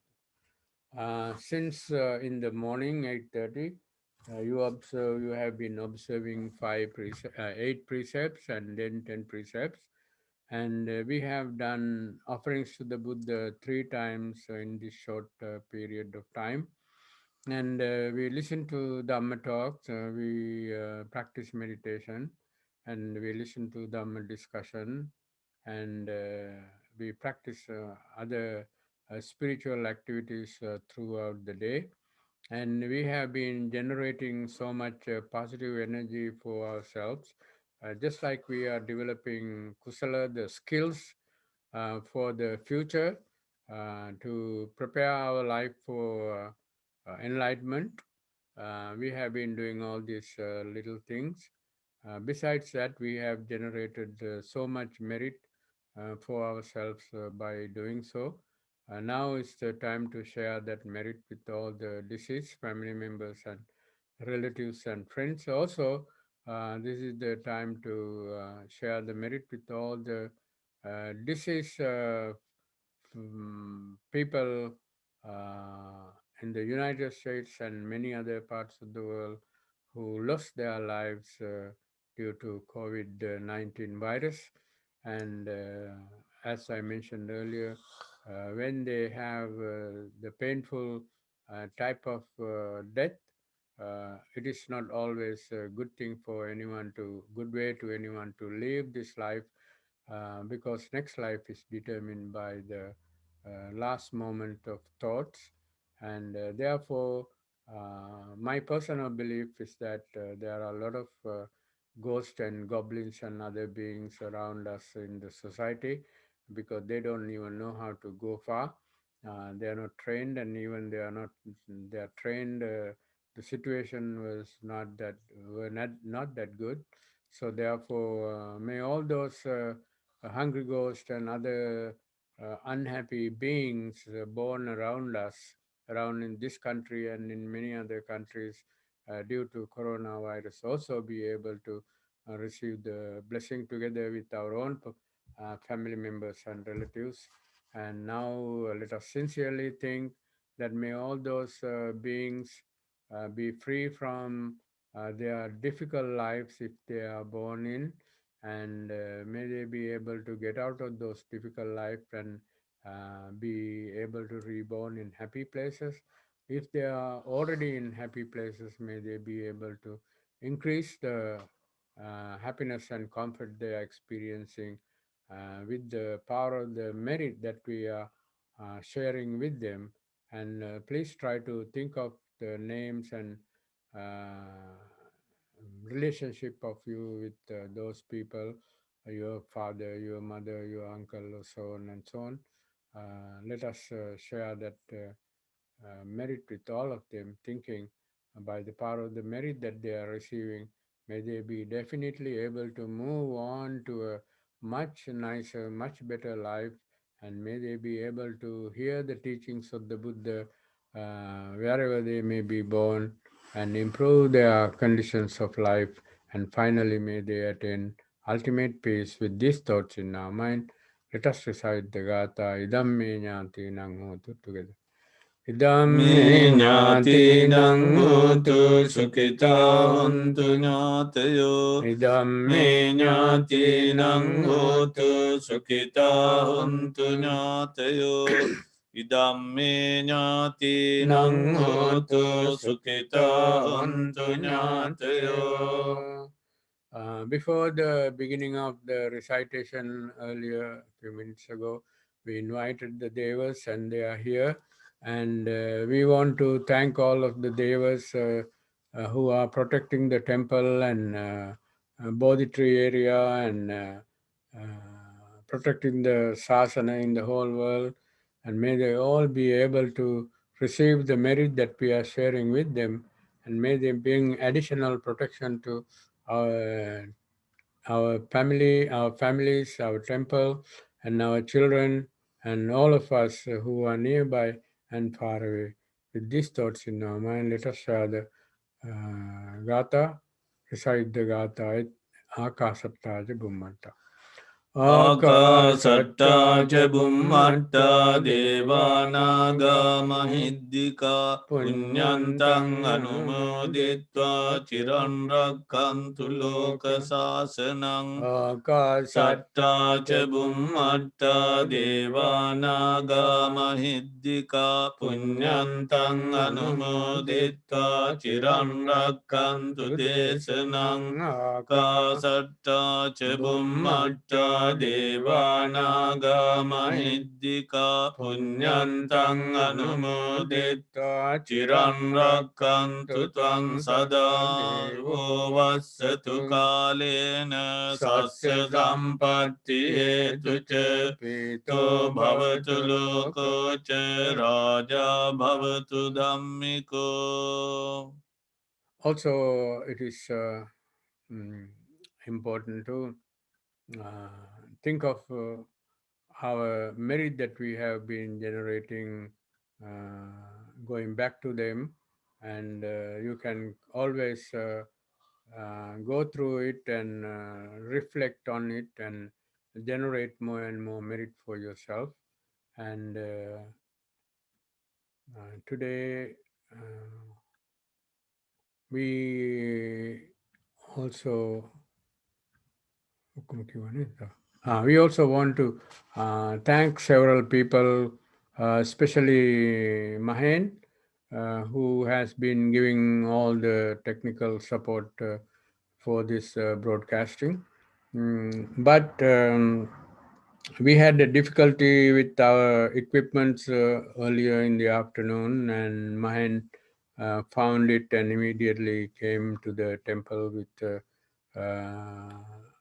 another supplement of supplementary computer, and in the afternoon you didn't have any difficulty receiving any information, and I think you got high definition pictures during the afternoon, and so we thank Mahen, and we want to send blessing to Mahen parents and other family members also.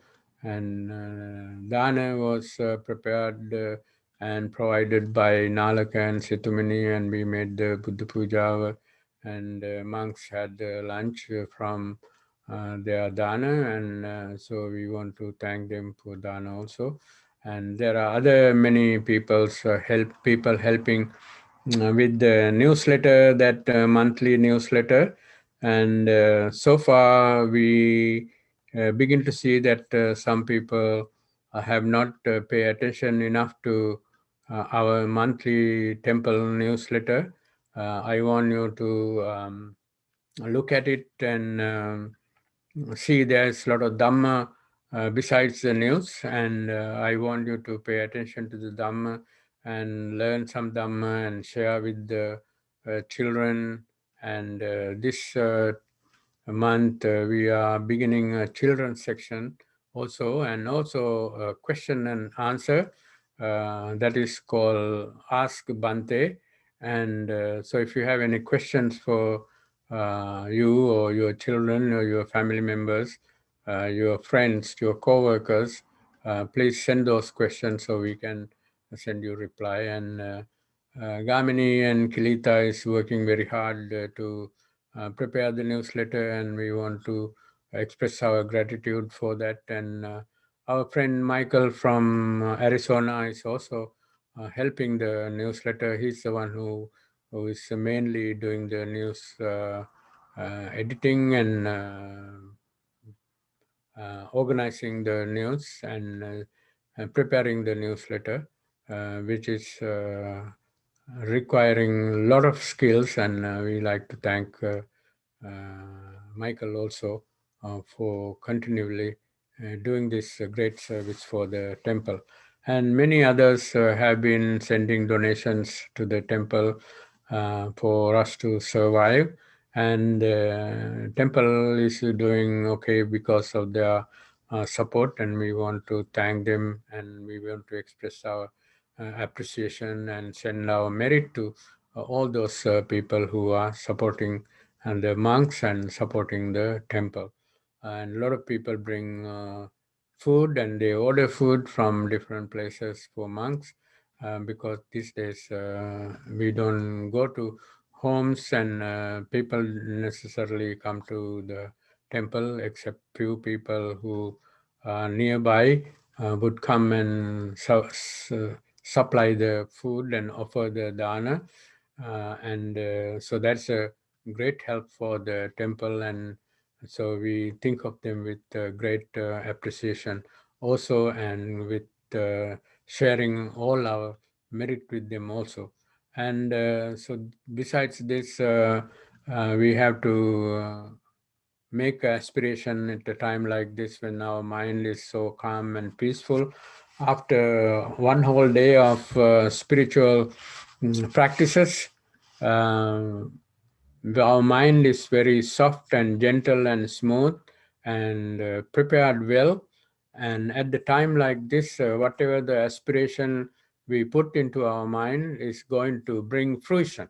So, therefore, whatever the wish that you have in your heart regarding your children or regarding your job, regarding your health, this is the perfect time to bring that aspiration into your mind. Beside those personal aspirations, I would say the most important aspiration, according to the teachings of the Buddha, is to be around good people, wise people, nice people, right people.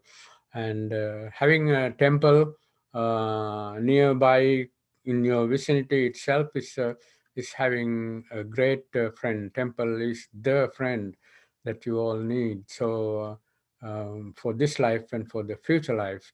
So you already have some good parents, some good family members, some good monks to share the Dharma with you and all this. And but not only for this life, but also future lives until we attain Nibbana. Let us wish that may we always have fine people, nice people, wise people, great people, compassionate people as our family and friends and associate and neighbors. So also may we be able to stay away from unfortunate, unwise people who would bring misery, discomfort, frustration, and fear to our life. With these thoughts in our mind, let us recite the Gatha Imina Punya Kammena. මිනා Imina පුඤ්ඤ Punya කම්මේන Kammena මාමේ Mame බාල Bala සමාගමු Samagamu සතං Satang සමාගමු හෝතු Samagamu යාව Yavani නිබ්බාන Bana පත්තියා නා Imina පුඤ්ඤ Punya කම්මේන Kammena මාමේ Mame බාල Bala සමාගමු Samagamu සතං Satang සමාගමු Samagamu හෝතු To යාව Yavani නිබ්බාන Bana පත්තියා නා Imina පුඤ්ඤ Punya කම්මේන Kammena මාමේ Mame බාල Bala සමාගමෝ Satang සමාගමෝ හෝතු Samagamu යාව නිබ්බාන Yavanibbana පත්තියා Patiya. Sadhu, sadhu, sadhu. We also have the New Year blessing on the New Year's Eve. I think we have set it for 5 in the evening, and please participate. And we would be podcasting through Zoom and Facebook, and maybe probably what than all these medias. And then January 1st also we have the Buddha Puja hour um, in the noon time. I think few of the members are planning to participate with caution, wearing the mask and keeping the distance. And those people who come to the temple join with the monks to send blessing to everyone else who are not being able to participate. So please plan for January 1st, Sunday morning, January 1st morning blessing also will be happening maybe around 10:30, I guess. When you read the newsletter, I think you may not get that newsletter before January 1st. Maybe yes, January 1st, probably.